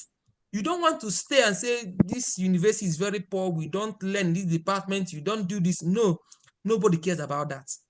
You need to advance and match up to the level of the globe. So massage the person's ego. If you yourself knows how to write a recommendation letter anyway, because sometimes you will tell a student to write a reference letter. They will download whatever they want to, chop up everything, and then the lecturer, because he doesn't know anything, just insert signatures and then submit. Those are not making sense. You have time. This is March. There is time. So It must be on a letter-headed paper. From my description here, I don't want to read all these things because of time. And I'm going to share the video anyway. So the lecturer must send it via a particular notification. The school will send a notification to him directly, and he will submit the reference on your behalf, marking whatever is, what level is he will take, and you won't be there. Sometimes you will be there to see what he's submitting. I don't know, but it's I'm just giving you a sense that you will not be there. But because of the environment we see ourselves and all that, you can give them a sample for them to look at. So the features of a reference letter, it should not be a page letter. It should not be a page letter. Reference letter, Matthias is a very good student. He made A's, he made first class, he made second class upper, made second class lower, third class. He was a very neat student. Those things are not necessary. These are unnecessary things lecturers do and kill students' dream. Nobody cares about whether he made the neat student or whatever. No, even if he's a neat student, turn it to a story. Be creative as a faculty, as a lecturer, to bend the student to win a program for them. So it should not be generic. Generic. What you are writing for Chidinma is what you are writing for Chinenye, is what you are writing for Ben. No, there is a level. I think in this platform, I have my students here. I don't share the same communication with 3 of them here currently. No, the way I will write for a guy here is quite different where I will write for the lady here. Both of them, we are in the same class, but the level of my interaction with them is not the same. So as I'm writing for this particular lady, there is a kind of creativity I'm already marshalling out. The way I met her responses, her dealings with me, her composure, and then I will now end the letter by talking about her research. You cannot write as a staff, you cannot write a reference letter for your student without asking your student, what type of research are you going to study in Canada, in US, in whatever places you want to go. The third one, it must be well detailed about the personhood, and if possible, engage the applicant's research. You must engage the applicant research. For me, if they give you a chance, allegedly, if they give you a chance for you to write your reference for them to cite and see, it's a welcome development. You can do that. You can do that if you yourself knows how to write a reference letter. But I'm going to also show you the practical sense of my recommendation letters to my students at the end of this session. Application fee waiver. Every school, every website, every country, the institution, there is a fee attached to your application. Just like, for example, if you are applying for JAMB or graduate masters or PhD, there is something we call the JAMB form. In masters, we call it the JAMB masters application PhD form. It's still the same thing. It's still the same thing here. But the difference is that application fee is in dollars and we don't have money. Nigeria, one single, I don't know about today, but the last time I checked, Naira, $1 to Naira is about 1,500. I don't know for today. So when someone says, Kene Nairobi, application, before you submit application, you are going to pay $75. To them, it's nothing. It's nothing. But when you their calculator, you will see that the dollar is already marginal out to maybe 100,000 or 200,000 or thereabouts. There is a way to it. And I'm going to show you the practical sense. That like Harvard, Yale, Stanford, count them, many universities that you're going to employ. They will write those things there, $105, $95, $75, and thereabouts. You can approach the graduate chair on what I call request for application fee waiver. It's a letter writing, a detailed email again, that you go back to that website that I was using Chidera as an example, that you will see a particular person called the graduate chair. That person is the person all your application will come under before distributing it to the committee. That person will also receive your email requesting for application fee. I'm going to show you my own, or the way I teach people how to write application fee waiver. In that sense, if the school or if the person likes, they will tell you, go ahead, they have waived it for you, and you're going to submit it without paying a dime. For institutions like Harvard or Yale, at the application itself, you don't need to send to the graduate chair. It's a two different thing. At the application itself, it will indicate, tell us if you want a waiver. And then you will write one or two things, very good English anyway. And automatically, within 2 days or 24 hours, they will waive it for you. The third aspect is that there are some schools that insist that you must pay the application fee. So I'm giving you 3 strategies. 1, your fee can be removed from a graduate chair. 2, your fee can be removed while application is going on. And 3, a particular institution must insist you pay the application fee. And if you have the money, you pay. If you don't have, leave it and go to another school. You saw we have over 6,000 universities. And in that 6,000 universities, I can bet you that over 4,000 gives application fee. But for instance, there's a caveat also there, because there's a caveat there.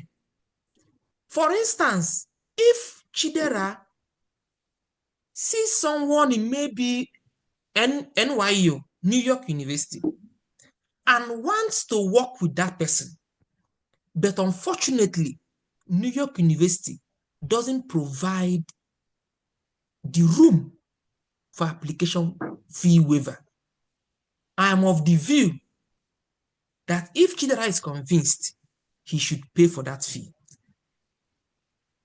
Because sometimes people shortchange themselves in thinking that, okay, I like Quantum Schooler, but let me not do that. No. If you are convinced in a particular place and you think that the potentiality of that advisor works for you and you have the money, I know Naira to dollar is a very high whatever, but it's also achievable. It's also achievable. Some of us paid, some of my students paid, some of them didn't pay. Even unfortunately, Mississippi has decided to be giving all my student application fee waiver in history. So that's why part of them they don't also pay for. So I'm just giving you a sense, but some people also paid and they got the admission. So so that you don't shortchange yourself because a particular school did not give you waiver. So I'm giving you 3 beautiful strategies. That one, I'm going to show you a particular letter. Secondly, while applying, you will see a particular form, just like University of Chicago we do, University of Yale University, Harvard University, Princeton, we do. While applying, you don't need to send to a graduate chair. And the third one is you saying that I think I love this school. Since they are not accepting application fee waiver, let me go ahead and pay. The fourth one, but it's on a rare cases. Some universities will give you a coupon that will waive the fee for you. That upon application, they will say, okay, thank you for reaching out. While submitting the application, put this coupon code. And when you submit your application, the thing will come. So while your card is showing, there is a place you will insert the code. And when you put the code, it will take the money off and you submit your application. So these are the 4 strategies that you have to employ during the submission process. Application fee or waiver. Over 4,000 universities, which I'm very sure of, you won't pay for it. You won't pay for it. But you will see it there. But you have to also write for that. I will show you the letter of application fee as also usual. Then CV. I believe all of us we have CVs. We have beautiful CVs and all that. We have excellent CV from what we have been doing here and there, pockets and pockets of what we are doing, attending conferences, going to seminars, going to whatever, going to all those things is good. Just begin to gather all of them together. Someone will quickly ask me, I just finished undergrad. I don't even have a beautiful CV. No problem. Gather it together. Gather the CV together. You don't need to have a CV like Matthias or like anybody. No. The way you package yourself, the way you organize yourself speaks volume than looking at whether you are having a long episode or publications or thereabouts. A lot of people coming to United States this year, I'm not sure none of them has a publication. I'm not sure none of them has a publication. No. But their CV, they have attended some conferences, seminars in school, this and that, and then, package the CV very, very, very, and it must be typed in Word documents in 12 fonts, Times New Roman, and you must convert it to a PDF before you send it anywhere.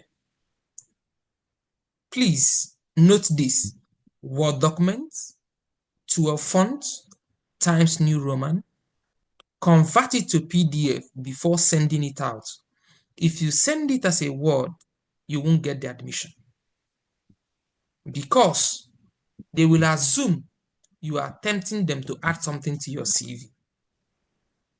So please, the second one is that the specific length for CV is 2 pages. None of your CV should exceed 2 pages. No matter how lengthy. I will show you the practical sense of my CV. For example, I have over 14 pages of CV, but I have condensed it to two pages. And I'm going to show you the way you have to do it. So even if you don't have all those papers, whatever that you're going to see in mine, don't worry. Have a sense of how to organize your CV very well. With this little knowledge you have right now, is there anything you can add to your CV? Is there any work experience you can add to your CV? Is there anything you can go and add to your CV? That is it. organize the CV very well. Make it look as if it's what it is. Of course, it's what it is. So please, a CV is not resume or whatever. People mistake it for resume. It's not that. So let's just have that in mind. There is a way you organize your CV. It should be 2 pages, please, and note 12 font, Times New Roman, and convert it to PDF before sending it. Your goal, or the goal of this CV, is to showcase your accomplishments, because they are not seeing you. It's what you are giving to them that they will interpret. So if you have a BA, write your BA very well, your project, your whatever, this and that, write it very well. It's fine. Organize it. Your presentations, organize it. Nobody, it's yours. It's not theirs. So because you are work in progress, don't look at another person. Oh, I have 25 pages. No, it's 2 different things altogether. This is you, because they know you are work in progress. If you had all the CVs, you wouldn't be looking for admission. But because your CV is still scanty, you are employing their services in their school for you to pass through the training and get your CV filled up. So this is about CV, and I'm also going to show you the practical sense of CV displayed in part B. Now, this is where everybody needs to listen attentively. This is the last episode. I kept it at the last because it's a hook to all the things you are submitting.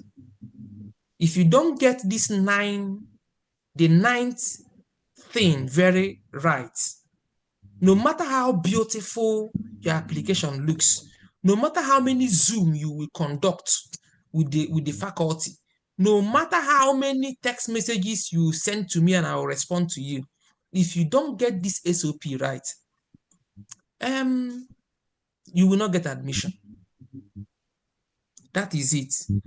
While I was talking to people in the Enugu Scholarship Board, I told them the same thing. We need to be practical. We need to give people a sense of belonging. Why I'm saying this is that I have not seen for the past years people that have followed these steps that failed to get admission. And this SOP is the core aspect of it. I can stay all day long teaching SOP. Statement of purpose. Some school we call it personal statement. Some school we call it place of intent, or wherever, letter of intent. Please, this is the aspect of graduate topic. In our platform, I have been moderating graduate topic. Not every topic is researchable. Sometimes I'm tempted to laugh. Sometimes I remember the place we are coming in. Sometimes, because graduate topic is a sense of belonging that you are now telling the academic institution that this is the topic you want to do when you visit or when you are admitted to their program. Some people has been asking me difference between research and graduate topic. Now you see the difference. Although I've said it all the while, even last 2 weeks that we met. Research topic is for your writing sample, as we established just a few minutes ago. Graduate topic is what should be seen in your SOP as a research you want to conduct if admitted in a program. If Somebody is admitted in the program. I can't remember all your topics the way I fine-tuned it.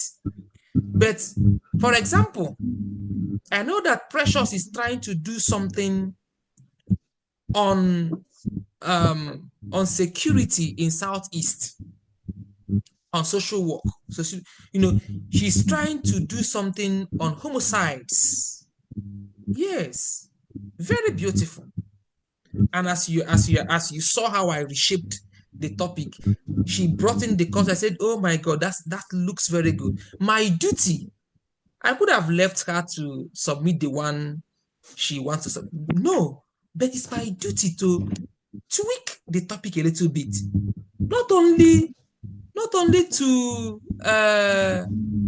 attempt her critique, but also to give it a global view on the idea that this is happening in Southeast. What sense can we derive from it if this particular project is being done in Oklahoma State University, in University of Ohio, in University of Wine, University of Florida? How can Precious present all these things into these particular programs? So it's an opportunity to convey what you might be like as a future colleague. This SOP is just 1,000 words. 1,000 words. But this 1,000 words can take you 5 months to write, if not more. If not more. This 1,000 words, as simple as you think 1,000 words is, it can take you 5 months to write. You don't rush your SOP. That's why it's good to start early. I will show you practical SOPs of people. So when you are writing an SOP, I'm going to give you 3 beautiful steps of how you are going to cage the committee about SOP. A particular school might not read from number 1 to number 8 what we showed. A particular school might just focus on the SOP. In fact, I was called in a particular institution. The only thing that they brought out was the SOP. The other thing was just, okay, they just want the student to be examined through the SOP. And that's where the question of Martins comes in. It's on this SOP that they will now see why Martins asked the question of shifting from history to sociology. It's within these 1,000 few words that Chidera is trying to tell us what history does with movie. It's on this SOP that Precious wants to tell us why she's shifting from law to media studies. It's on this SOP that Lawrence will tell us why he's going to social work. It's on this SOP that Winifred will tell us what you are doing with infrastructures. It's on this SOP that people will also let us know what you are doing with women that are pregnant. If you don't get the SOP, this is the hook of all the applications. And it takes a lot of time to write. It takes a lot of time to digest. Because you are the one writing it, please and please don't rush your SOP. Do not rush to write your. That's why you see that from now till December. Application starts September. But don't also think that that time is waiting for you. No, there's no time. You have to read it again, submit it again to read it, read, and then make your final submission. Now, I wrote here, initial preparation. Initial preparation. Throughout research, the schools and departments to which you plan to apply, other than business, law, medical, or other professional schools, most graduates programs enroll 20 or fewer students each year. Some of us is only 3 or 5. Committees want to know why you are best fit for their program and department. Each department is unique, and your statement must reflect your knowledge of the department's research strengths. Clarify your motivation and goals for pursuing a graduate degree. Keep in mind that graduate school prepares you for a specific profession. Why do you want to join that profession? Why should I call Chidera a film historian? Why should I call Nairobi a political scientist? Why should I call Ben a diplomat? All these things will be captured in the SOP. Now, how are you going to demonstrate the SOP? I always want to make some practical sense so that we don't keep reading all these things. You have your time to read it. Maybe when I share the video recording or something like that. A personal statement is what motivated you to pick film, media studies, what interests you. Provide concrete examples of your skill. Demonstrate your intellectual passion for that skill. If you are a historian, if you're a sociologist, let us see. Demonstrate that skill by bringing in what motivated you to come to graduate school, and also what motivated you to choose that particular topic you want to explore.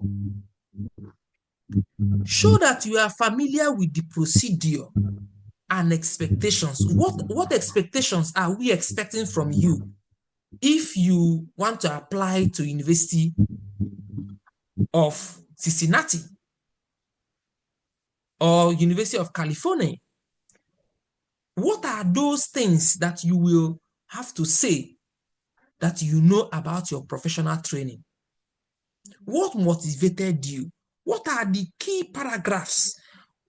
Each paragraph must discuss a particular motivation of you and yours. Always, when I started the program earlier in 2020, I noted some cliché people always use, or cliché people always use. I have always wanted to help people. I am proud. I read. No, it doesn't. All those things doesn't make sense. Your character as a person is to build your motivation. That's why I don't give topic to anybody. You can never see me give topic to anybody, because the topic you are trying to engage yourself in should be self-motivated. You are motivating yourself. That's why most of the times I would tell someone, just go. Come back and tell me what you have read or what you think about all those things. If you are discussing about movie, what are photographs doing on movie? These are how we came about with Chidera as a topic, because it comes within, it comes from him, so that whenever he's discussing or writing his SOP, he's writing it as someone who is passionate about turning history from the idea of backwardness or whatever to what we can see in our everyday life. If Precious is doing on I think homicides in Southeast, how can we interpret those vulnerabilities of people to what motivated her to go toward that strides? If we are not seeing those motivations, and what brought in her scope into that presentation, the SOP is still wanting. So for Precious to navigate some of these things from the beginning of the SOP, Precious will already flesh out her motivation, what inspired her to choose this particular topic. Please note, there is no one way to write an SOP. I'm going to show you 4 different aspects of my students who are here and people who are coming.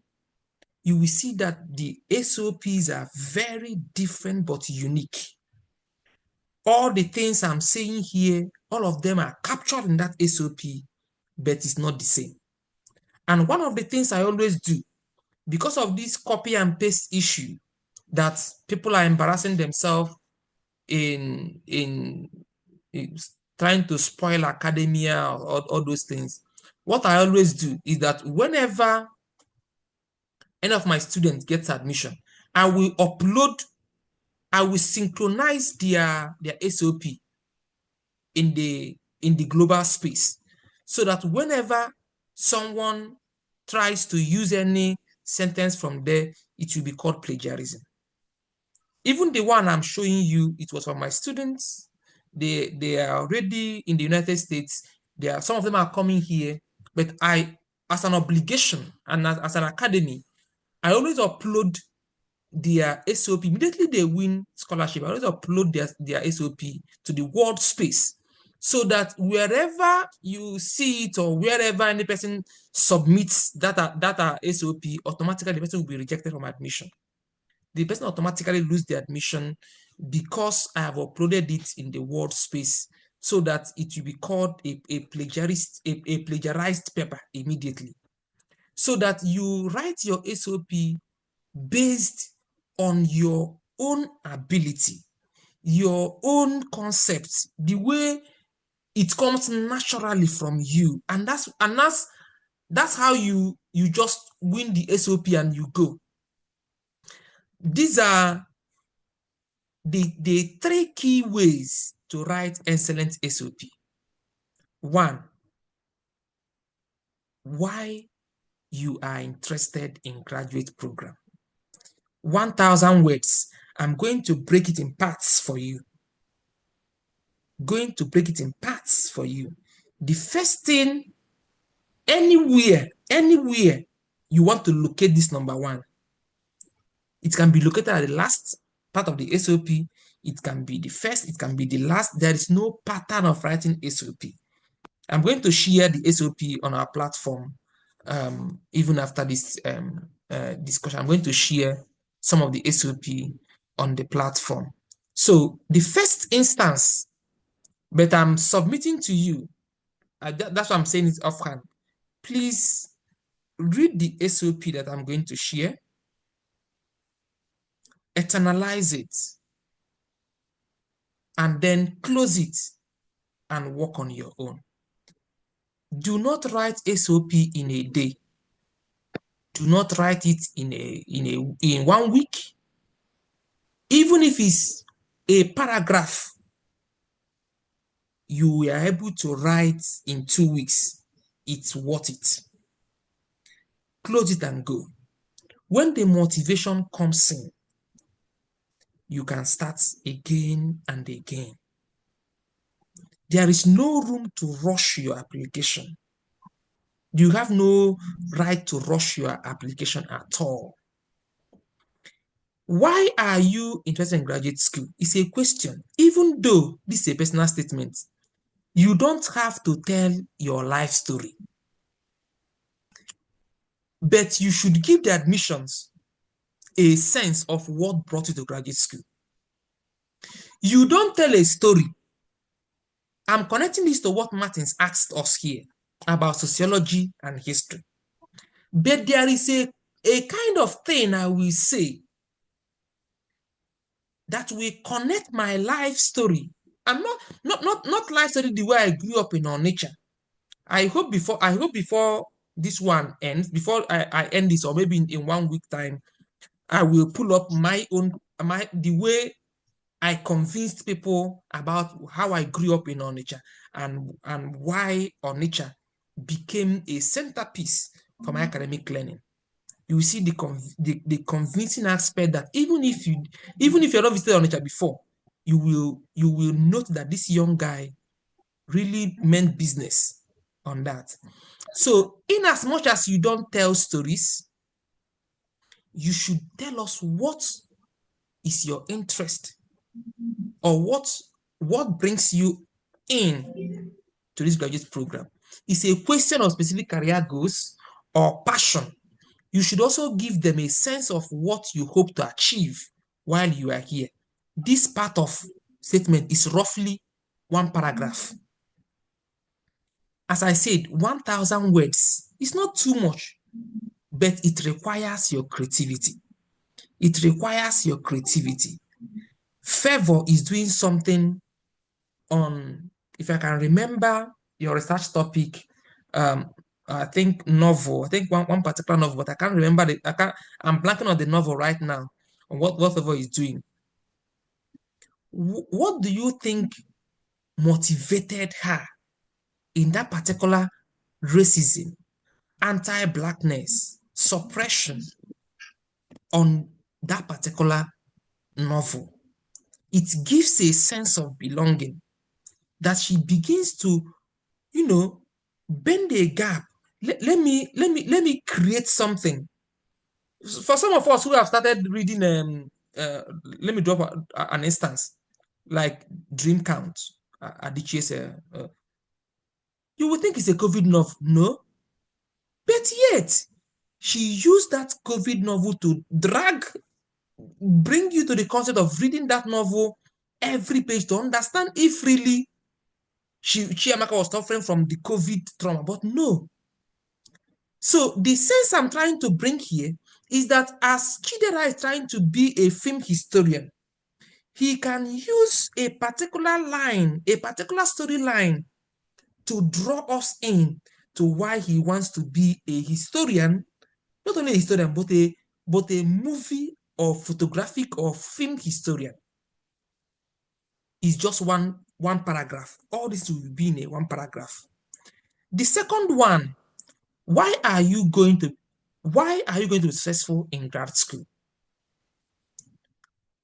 One way to do that is by explaining how your past experience have prepared you for success in graduate school. These are maybe a particular class you took in your master's or undergrad. This section is usually the longest section. Just 2 meaty paragraphs. Two paragraphs. It will tell us the experiences. What are the experiences or what you have engaged yourself in that makes you think that you yourself will be successful in grad school? And sometimes when people send me the SOP to read, sometimes I review SOPs, and whenever someone sends me SOP to read, sometimes, not always. If I don't find all these concepts, your experiences, how do you want us to admit you? How do you want us to take you serious if you are not giving us your past experience? How can your past experience, whether you are in English, social work, vet med, engineering, as you are hearing me right now, you must connect your past experience. Be creative. When I mean creativity, I just mentioned about Chinua Achebe because I know all of us here, I'm thinking that all of us here has read Things Fall Apart. I'm just, because most of us have not read it, but all of us know about the name Things Fall Apart. But I'm just been telling you that the creative nature of Chinua Achebe is not to mention Ogidi, but to use Umuofia to pinpoint a lot of things that happened in Eastern Nigeria. But not to mention his father's place anyway. The same thing also happens in a lot of things we have read. So the type of creative nature you give to a particular thing makes you a very sound scholar.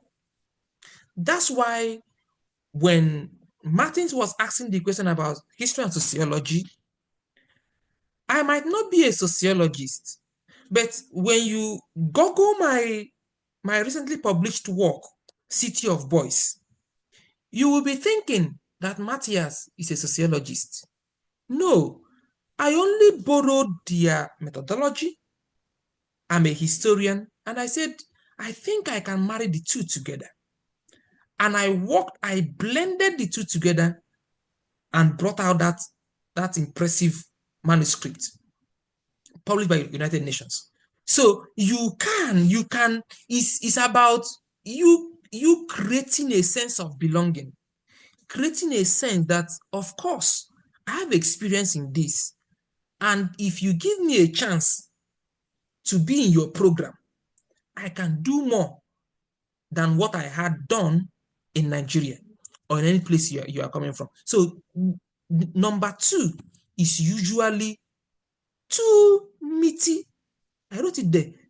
1 or 2 meaty paragraphs, very weighty paragraph that discusses about you yourself, your experience, and how you connect that your graduate topic.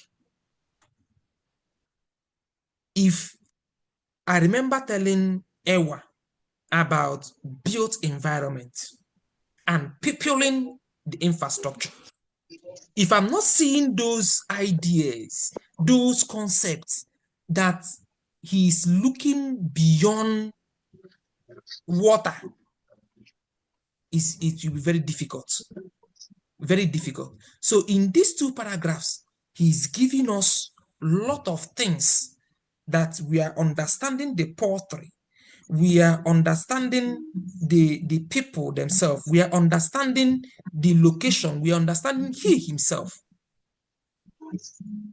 And this is the longest paragraph in SOP. This one, it can be 2, it can be 3 paragraphs, but this aspect is the longest paragraph in the SOP. Then the last paragraph, why this program is the best fit for you. This paragraph is also length, it's also a lengthwise paragraph, about 2 paragraphs. This is where what I said earlier about Madubeze linking history and seeing another person in sociology, in Africana section, in political science that he thinks can work with him.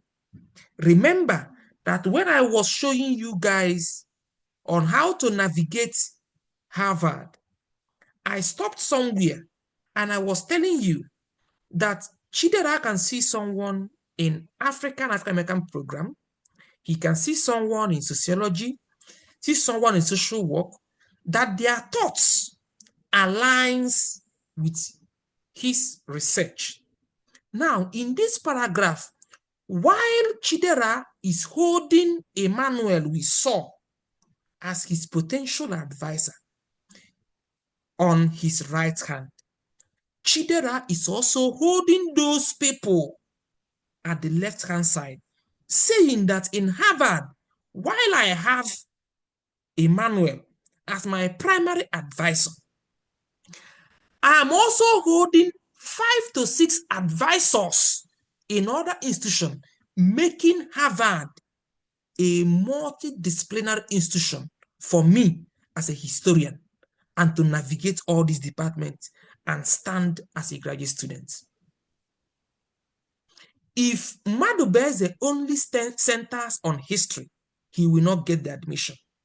But if Madubeze holds history as the centerpiece and Ben holds political science as a diplomat, and then Ben goes to history and picks someone from history, social work that bends or aligns with his studies, Ben is now holding several people within his hands and saying that if University of Chicago gives me admission in political science, that I'm holding this department at my primary department while I'm also learning from other folks in other departments.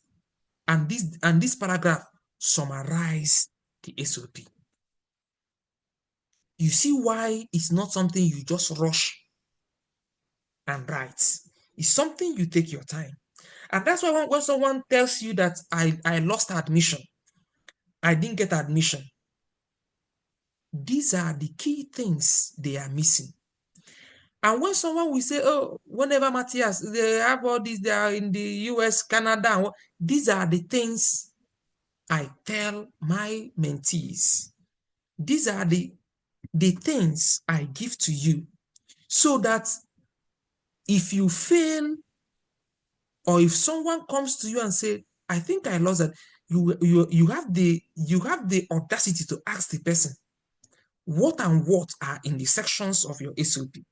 Because a particular institution might forget the 1 to 8 things that we studied and focus on only your SOP. I have been opportune to see universities allegedly said that only SOP is what they want to see about the person.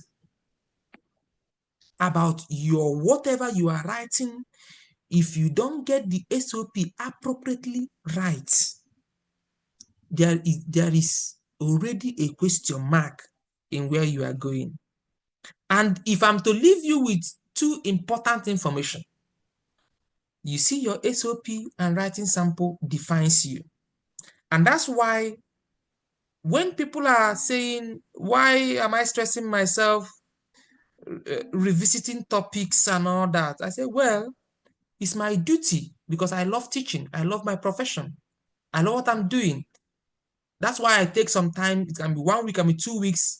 You will send me a message. I will say, don't worry, I'm thinking about it. It will take me time to read between lines and give you something that I think is in line with what you are thinking about, that works for the global use. Because I'm not only looking at your local sense, the local location, but I'm also connecting the value, the concept of your research to a global accepted phenomenon, so that someone in history of science, someone in American society, someone in Norway, someone in Finland can pick up your analysis, because in the committee that we read your SOP, it's not only your advisor will be there. Someone, a white guy, a whatever, an Asian will be there. A lot of people forms a committee, and those people must see the simplicity of what you are discussing. And when you are only talking about what the African person you are holding knows, the Asian person might vote you down. So what you are trying to say is that as a photographic historian, that photographs is not only meant for the Nigerian Biafra War, that I can connect my photograph as a historian to the American Civil War and also slavery in terms of what happened to the Black Americans in the United States. That as favor, I think yesterday I was detailing her about Teya Myers. Yes, all that she carried. And I believe that ever since, I know that she has been thinking about that novel. How can she bring such novel in colonial dispensation of colonial Nigeria? These are the aspect of things that people should work on graduate topics. These are the things people should engage themselves in. These are the kind of research that people sees themselves in. So now, my general suggestion: begin with a story. The first paragraph. The first paragraph is the ultimate key way to SOP. If you don't get your first paragraph very well, they will not read other paragraphs. Why why this program is scheduled and why you are seeing people always coming back to this program and telling people to come to this program is because of the raw truths you will hear. I don't massage, I don't know how to paint or massage things. It's not I'm not calling to that. If you don't get your first paragraph very well, nobody will continue reading the SOP. Your first paragraph, even if it takes you 1 month to write, it's worth it. That when you bring your first paragraph to read, it makes sense to you. And don't read it alone.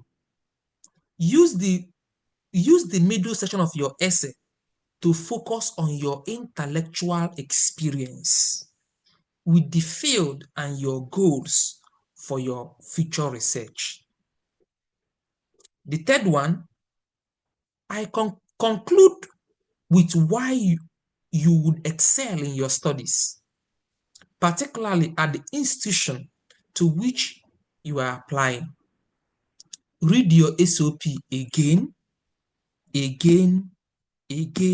and again.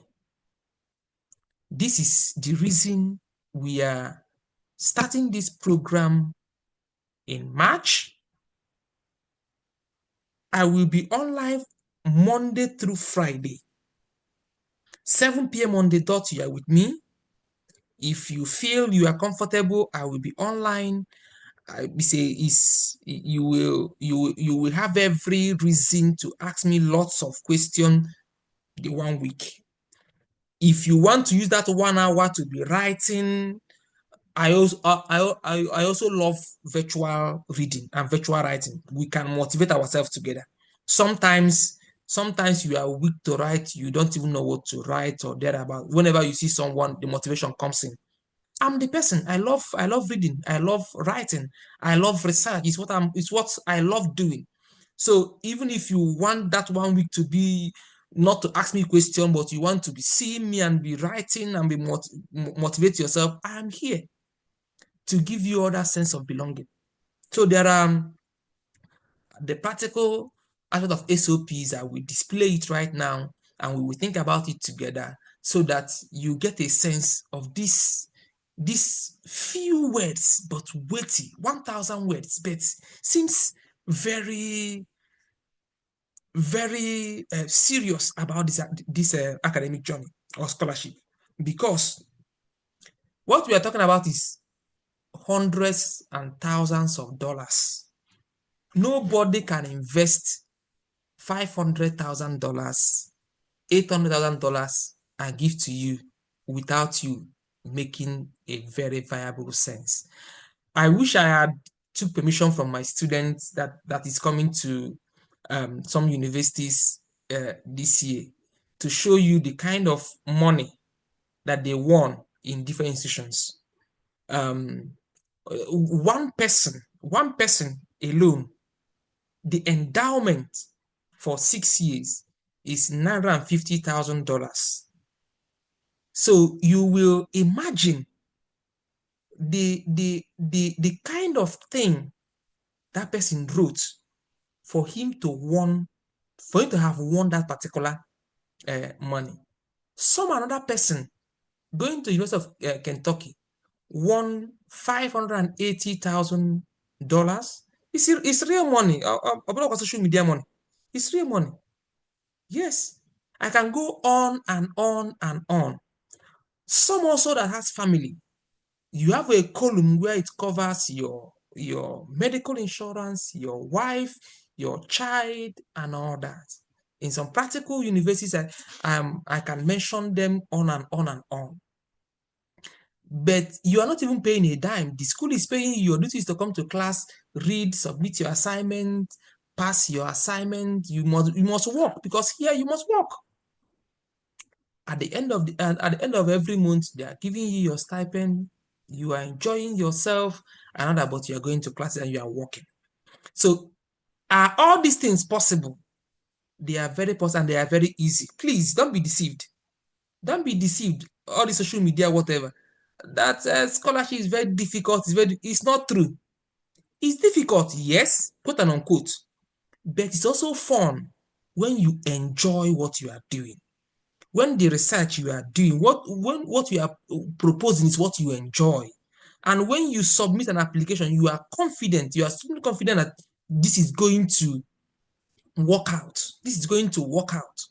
So don't believe in all this exaggeration of things that am I going to yes, you will. You will. I'm telling you, it's a practical sense. You can email any of my mentees about tens and what of them and ask them. Same process, same thing. But there are steps, there are key things you really need to know. You will have your 100% fully funded scholarship covering your health insurance, covering your dental, your vision, people that eye defect or whatever, and also you have access to all the libraries in the world, reading, lot of things, anything like Precious that wants to do movie, the department can sponsor your movie production before you graduate. Lot of things people can really do, excel in many things because it's a liberal world. It's not like sorry to say, where we grew up and it's been sometimes rigid. It's a very liberal environment that someone can be in history and attend classes in nursing department. I remember going to having some classes with medical doctors, nursing students who came to learn history and sociology. For me, I always love, I love social work. I love sociology, though I'm very good in history, but I love researches that connect to sociology, ethnography, anthropology, social work. So you always see me in their field. And whenever you see me write as an anthropologist, as a sociologist, because I love their research methods. Yes, these are practical. It's not a fairy tale or whatever. So thank you so much. We are going to take one or two questions before I show you the practical sense of those things that I said I'm going to show you in the part B. So let me just take 1, 2, 3 questions. We are already above 3 hours, but I'm ready to spend another 1 hour with you so that we will get some of the, I'm ready to spend another 1 hour with you. So just relax yourself. No tension. Not even if you don't have any question today, meet me on Monday. Write all your questions. As heavy as you think it is, write it down and bring to me. I will digest it very, very well.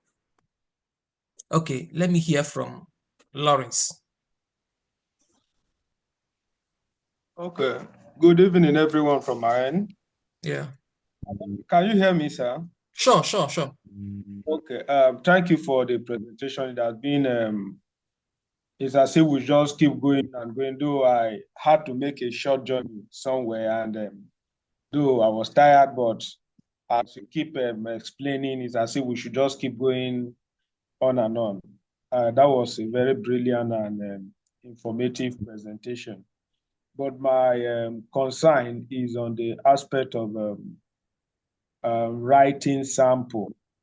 My question is, my topic, I'm doing something on displacements or retired and ethnographic studies on war veteran in Southeast Nigeria. My concern is I don't have any, I've not done something previously on that. And with the SOP and mentioning graduate school topic and research topic. So how do I come to differentiate my sample, writing sample from my graduate school topic. Okay. If I get your question right, how you are going to differentiate your writing sample from your graduate school topic? Yes, sir. Good. Now, your writing sample is different from your graduate topic. As I said, your writing sample is your research. You know, because I don't know who Lawrence is, and Lawrence is applying for a PhD program in my school. So, and PhD program requires writing, requires research, requires that Lawrence would have had a level of writing. So now, that topic, the research you are doing, is just telling me how Lawrence writes and how Lawrence engages research methods in his field. Then, graduate topic is what Lawrence is thinking of doing when he comes to University of Oklahoma. You see the two difference? Okay. The two difference is not the same topic. Let me say it again. Feel free to ask another question. That I don't know Lawrence, and Lawrence gave me only this 15 pages to read about him. I'm looking at the topic. Lawrence applied to sociology, social work, doing something on displaced people, elderly men.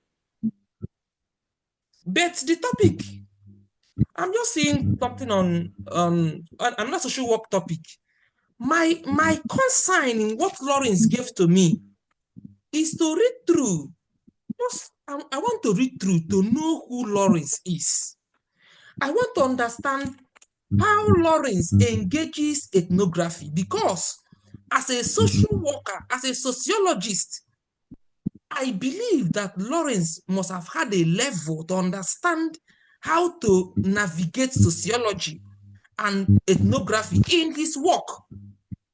So what I'm interested in the 15 pages that Lawrence sent to us is to look at his arguments, his research tactics, how he navigated the concepts, how he was able to bring his argument, and how he concluded the research.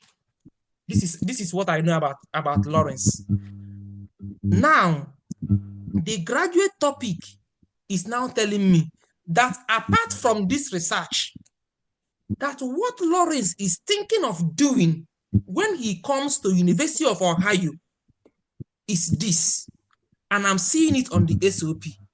So while I'm judging you on this, because I'm now seeing that you really know the game you want to do, I'm also seeing that you have something driving you to my school. Are you getting what I'm saying? Yes. So that means that my writing sample might not necessarily be related to what I'm coming to a particular university to do. No, it's a two different topic, but they should be related. Okay. You are a sociologist. You did something on sociology. Your SOP should also tell us about how you are going to navigate another research using the same method you engaged here. Okay.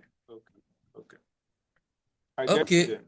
All right. Just as I said, write something down for me next week, whatever, Monday through Friday. Write it down for me. Don't assume you have heard me all.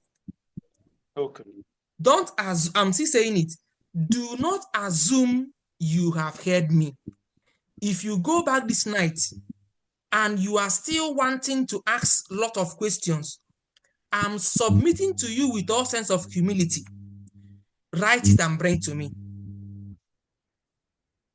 As many as you want to, write it and bring to me. I'm here to bring it to your doorstep and knock at your doorstep and give it to you. Okay. Now, okay, Miss Ikem, I don't know how you guys raised up your hand, but I'm just calling, I'm just seeing some hand raised, so I'm just picking anyone. So. Okay, thank you, Samati. It's really been a long evening, and I really enjoyed the session. Thank you so much for your passion to see that we succeed. Sure. Especially those of us that are interested in furthering our careers. My question is based on a letter of recommendation.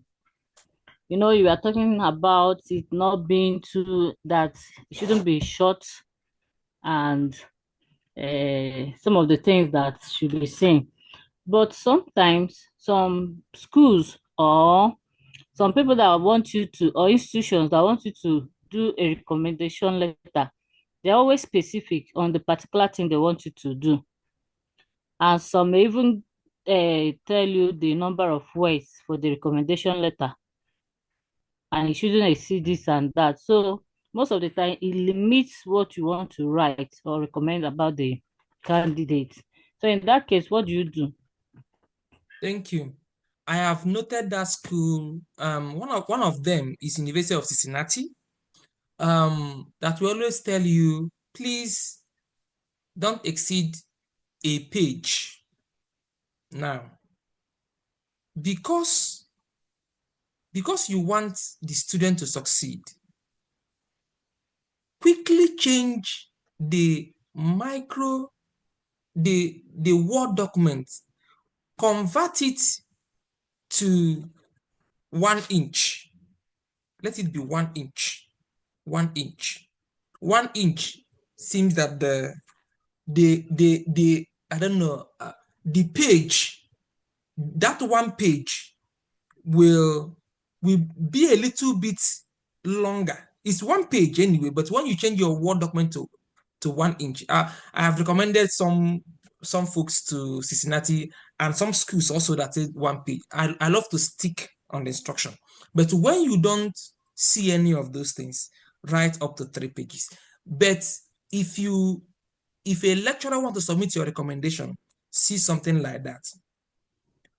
I want that particular staff, the way I do, is that I will go back to my 3 pages and kind of sift out the meaty languages about the students, because I'm interested in bringing the research topic of that student to my writings, to my recommendation letter. I don't miss it.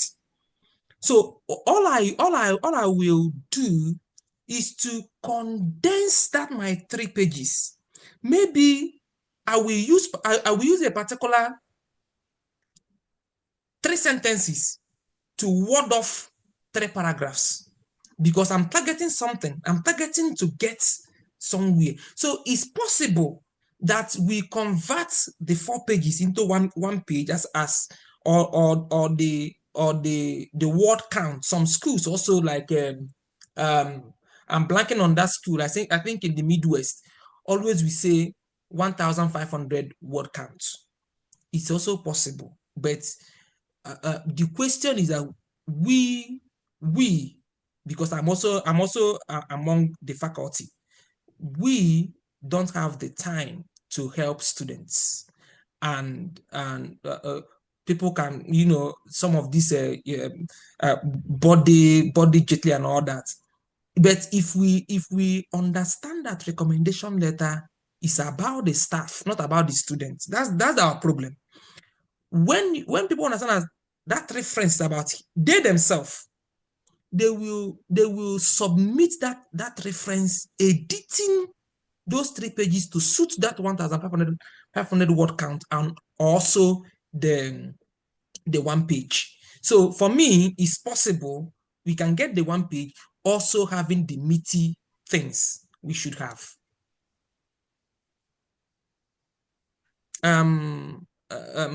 Winifred, we're just going to take three more, and then we move into another sphere. Winifred, go on.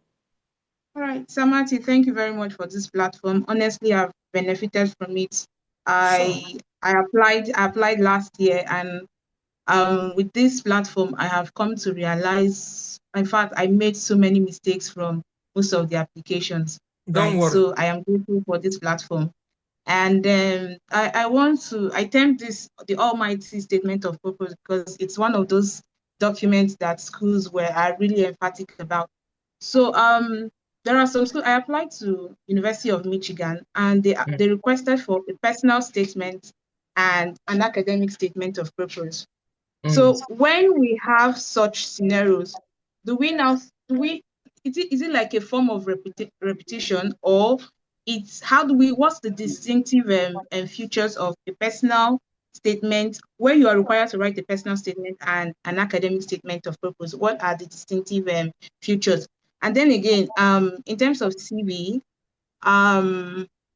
where I think I have a friend in the University of Cincinnati. I also applied to that place, and one of the mistakes she actually pointed out was that my CV was not tailored in such a way to fit an academic setting, that it was mostly more of a work CV. So how do I structure my CV to fit into an academic? Like, what are the distinctive features of an academic CV and a regular work CV? Okay. That's I love your submission that these 3 hours getting to 4 hours right now. I'm so sorry to stretch you guys, but I love what I'm doing. I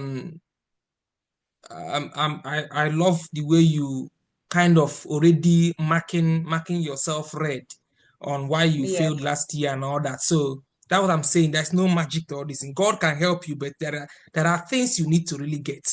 So there is a difference between SOP and personal statement.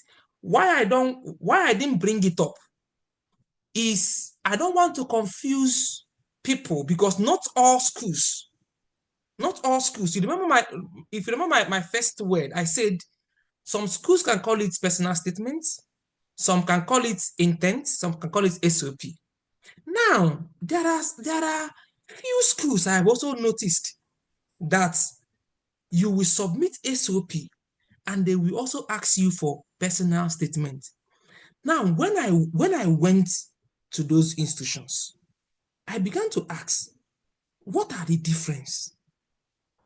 So, and someone opened my eyes to tell me that in any institution you see the two, while you hold on the one I just taught you right now on SOP, the personal statement becomes your personal experience through which you now came into that research.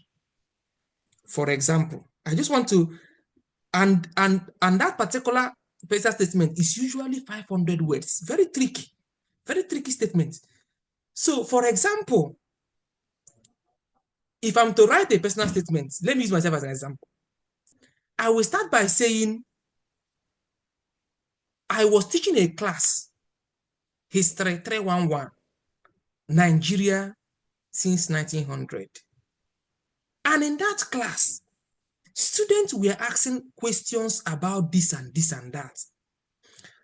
Part of the questions they asked was, I will state the question. It's upon this question that this and this and this and that began to give me some consign to investigate. I will link to my topic. Are you getting what I'm saying?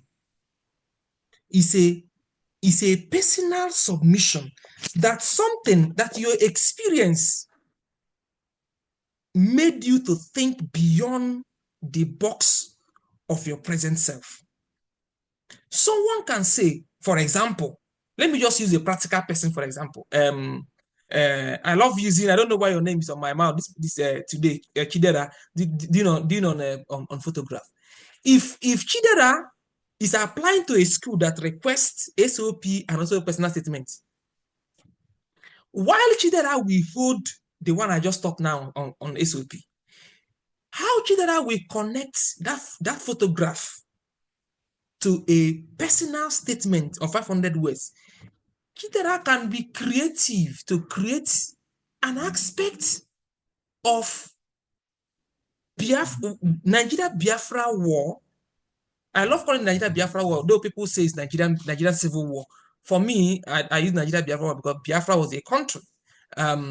So he can employ the services by saying that while doing a class as a student, I don't know who taught him Nigeria 1960 to the present. He can say that that upon a particular topic they were discussing in class, the argument of medial children suffering from kwashiorkor came up. And while the faculty was projecting such events, the pictures of children between the ages of 12 to 18 or thereabout was malnourished. And he himself, sitting the place he was, tries to imagine who was taking this photograph upon this heat of the war. Remember, who was taking is already linking to he himself doing something on photographs. This is personal statements, connecting your experience to your dreams in graduate school. Now, your second question about CV, I'm going to give you a practical sense. I'm going to share on how practical, even that your work CV, you can still convert that your work CV to look at an academic CV. It depends on how you try to convince me. When I read your CV, if it's not speaking to me the way it's supposed to do, I will still trash it away. But you can still be in your work position and still make that work position to look at or as a practical sense. But I'm going to share my own, how I condensed my 14-page CV to 2-page CV. I'm going to share it with you. Just a minute. Let me take from Ekene and Nairobi. I'm sorry to waste all your time. So sorry. We are going to. I know you guys are stretched already, but I'm so sorry to stretch your time. Okay. Good evening, Mr. Martins. Yeah. Thank you very much for the teaching. Yeah. I'm really happy for this class. So my question goes like this: as this recommendation letter by the lecturer, must it be in my school? Like I study in Unizik. Must it be in my school, or can I pick any lecturer from any school? Okay, that's also a fair question to ask. There is two coin to that question. There is two. Now, I would love you to get from Unizik. I would love you, mark my word, I would love you to get at least 2 from Unizik. And please, now I'm just remembering, please, anybody here, all of you, please hear me very, very well. All of you are applying to not less than 20 universities. Please don't apply to one university. No. I will talk about that, why I say 20 university maybe on Monday. I don't want to stretch you guys again. It's already midnight. I can't use my time to judge your time. Please just mark it somewhere. You are going to apply to not less than 20 universities. And on the platform, please, before the end of tomorrow, as you saw me navigate in all these 4 ICU universities, before the end of tomorrow, flesh out for me the universities you think you're going to apply. Just 20 of them. Let's begin. Let me know that you guys have started, so that if you are alone, I know you already having some sense of belonging. Quickly. By the end of tomorrow on Sunday, before we meet on Monday, please let me see 20 universities from what I just showed you. I know, let's get to work immediately, get to work. I know I cannot control your time. I know I'm not there with you to control, I don't control anybody, but please, with all sense of humility, when you wake up tomorrow, before you go to church at 7 a.m. or thereabout, log into that 4ICU, write for me 20 universities you think you are going to apply by September through December. Let me just say it right now. Now, back to you, Kene. I will suggest you get at least 2. Each school will require 3 recommendation letters from you, but at least, except you are handicapped not to go, or except you don't want to travel. But if you want, I will still let you ask your staff, your faculty, at least 2 persons, and then you can get one from where you are working now, or the school you think you're going to get from them is very fine. Except if you don't want to travel or whatever, you can get from other schools. But I want to answer that question on these two bases. You can get from Unizik at least 2 out of the 3 of each school, or if you think you are not okay to travel, or I don't know about traveling, but we communicate via email. Nobody can travel right now because everything is via email. You can email them or call them on phone. But if you think you can't do any of these things, you can use the schools that you are thinking about on using. So this is the 2. I will answer that question based on these 2 view. Precious. Precious, can you hear us? Hello, Precious. Okay, Martins, you can go ahead. Martins. Okay. Good evening, everybody, once again. Sure. I want to appreciate the facilitator for the time. It has been quite an intensive and expository session. I want to ask, with respect to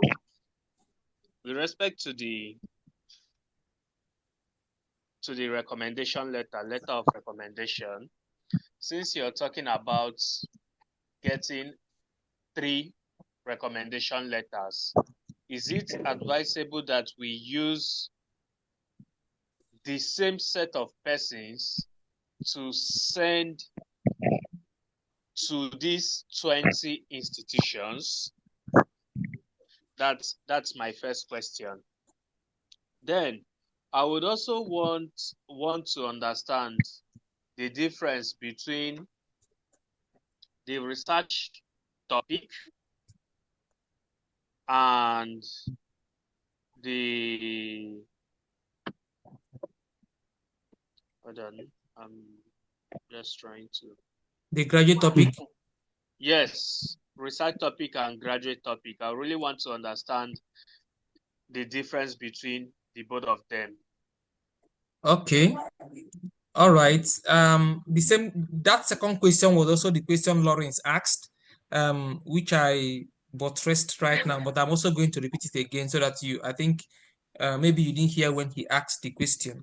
Now, the first question, can the same faculty write to all the 20 universities? The answer is yes, if they will accept to help you because they think they are helping students. For me, my students, I think about 3 or 4 of them are here. Each year, people I taught. I don't write for any. I don't write for everybody, especially if I've taught you. Each year, I write not less than 600 recommendations. I'm not mising words, and it's facts.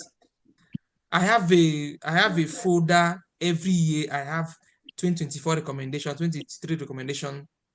It's just what I love to write. I love to do that. So, but I know some people are harsh. You can decide to change. But is it okay? Yes, it's fine. It's not the same school. One person can, three of them can recommend you to Harvard. Some can recommend you to Ohio. All of them is yeah. You can use them as much as you can.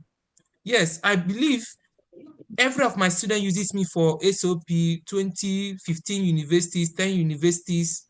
I write, hence I accepted to write your recommendation because some of them may just must have heard my name in history department in UNN and reach out to me, sir, can you write a recommendation? I will say, no, I can't write recommendations for you because I don't know you.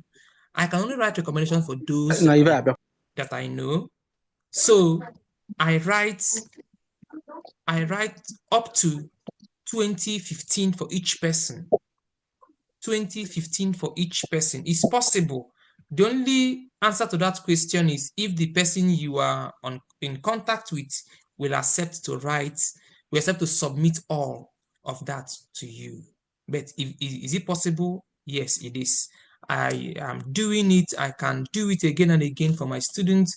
And I believe that even my students, I believe that this particular set will be the last people I taught while in University of Nigeria. So maybe I might not be recommending anyone again, but it's possible. I write and I keep writing, even some of them here in the United States also that want me to recommend them for another program, maybe PhD. They are finishing master, I want to recommend a PhD. I still write for them. Yes, I still write for them because they passed through me. So as many as you can, a staff who understands what recommendation letter is all about, knowing fully well that speaks well about him, not about the student, because whatever you write in that recommendation letter speaks of you yourself, of your intellectual capacity, and also the kind of student you are bringing to the program. That's the two things about recommendation letters. Because where we are coming from, they don't understand that they are showcasing their intellectual capacity. It's better the person pretend and say, no, I'm not writing for you. It is better than the person writes something that is very poor, depicting himself as a professor or academic staff, while also challenging the student who is intelligent to be in their program. That's why the students will fail the application. Because if a lecturer that taught that student writes like this, what of the students coming? So that's why they will reject the students. Yes. There's a particular person, let me mention the person's name. A particular person, the only savior of him getting the admission was because of a professor that wrote, just one single professor that countered what other two wrote about the person. The committee was, when we were in a conference, they were just analyzing. I said, oh, what happened? A particular person countered what the other two wrote about about the students. Because as a student, you won't be there. The reference is a blank. You waive your rights. You waive your rights.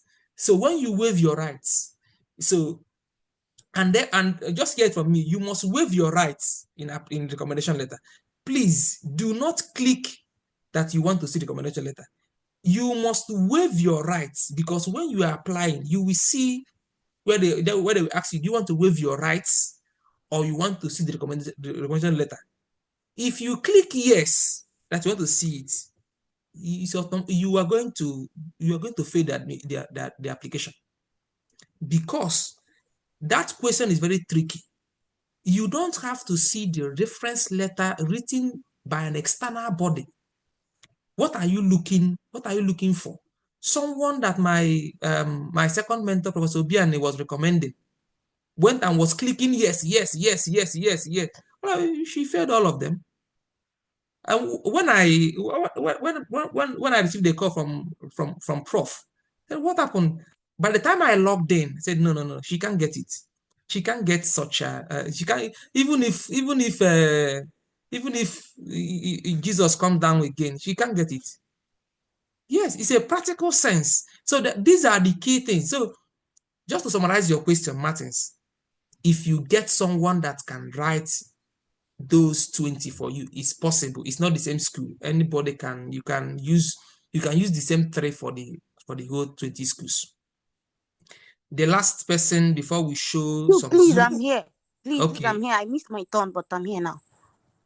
It's The precious. second one, the clarity that I Okay. requested for. Sure. The clarity of research topic and research topic. Okay. I started by saying, let me use another example because I said that research topic is a 15 to 20 pages paper. Let me just say 20 pages paper about the topic you are working on. I believe you are a historian, that you are writing on a particular topic. Because I don't know who Martins is, of course I know who you are. So, but you are submitting it to the person that doesn't know you. So you are engaging your research methodology in those writings, in those research papers, in those manuscripts. You can Google my name and see a lot of my publications. This is how research paper looks like. So when you submit that particular material, this is all we know about Martins. Because we are not with you in Nigeria. The only thing I know about Martins is that research paper he gave to me to read. Now, graduate topic is what Martins is telling me that he is thinking of doing when he comes to University of Mississippi. Are you clear? Yeah. Good. And I was showing, just to give another practical, I was showing Lawrence that this is a 20 pages research paper. This is all I know about Martins. I'm reading it from the abstract to the conclusion aspect. So this is all I know about Martins. So, and while reading these 15 pages, 20 pages, I can see that Martins is a very good historian. That his writing shows really that he does something good in history. This is all I know about Martins. Now, I'm now opening his SOP, and I'm seeing that beyond the research he conducted, there is a topic he still wants to use the same historical method to explore while at Notre Dame University. So a research topic could also be the projects which you've written on previously. Yes, if it was written well. If it was written well, I said it here during the practical section. If it was written well, but if you want to use that, read it again to know if you wrote it very well. You can use, I made an example like your undergraduate thesis, master's thesis, assignments or whatever, but make sure because you are not submitting to a Nigerian professor or Nigerian academia or whatever. Of course, there are some Nigerian people who submit and attach it away. But remember that you have ample time to rework those things to make it very clean. Please cite very well with detailed bibliography, detailed citation. Don't assume, don't just go and mumble, just make it a very clean research.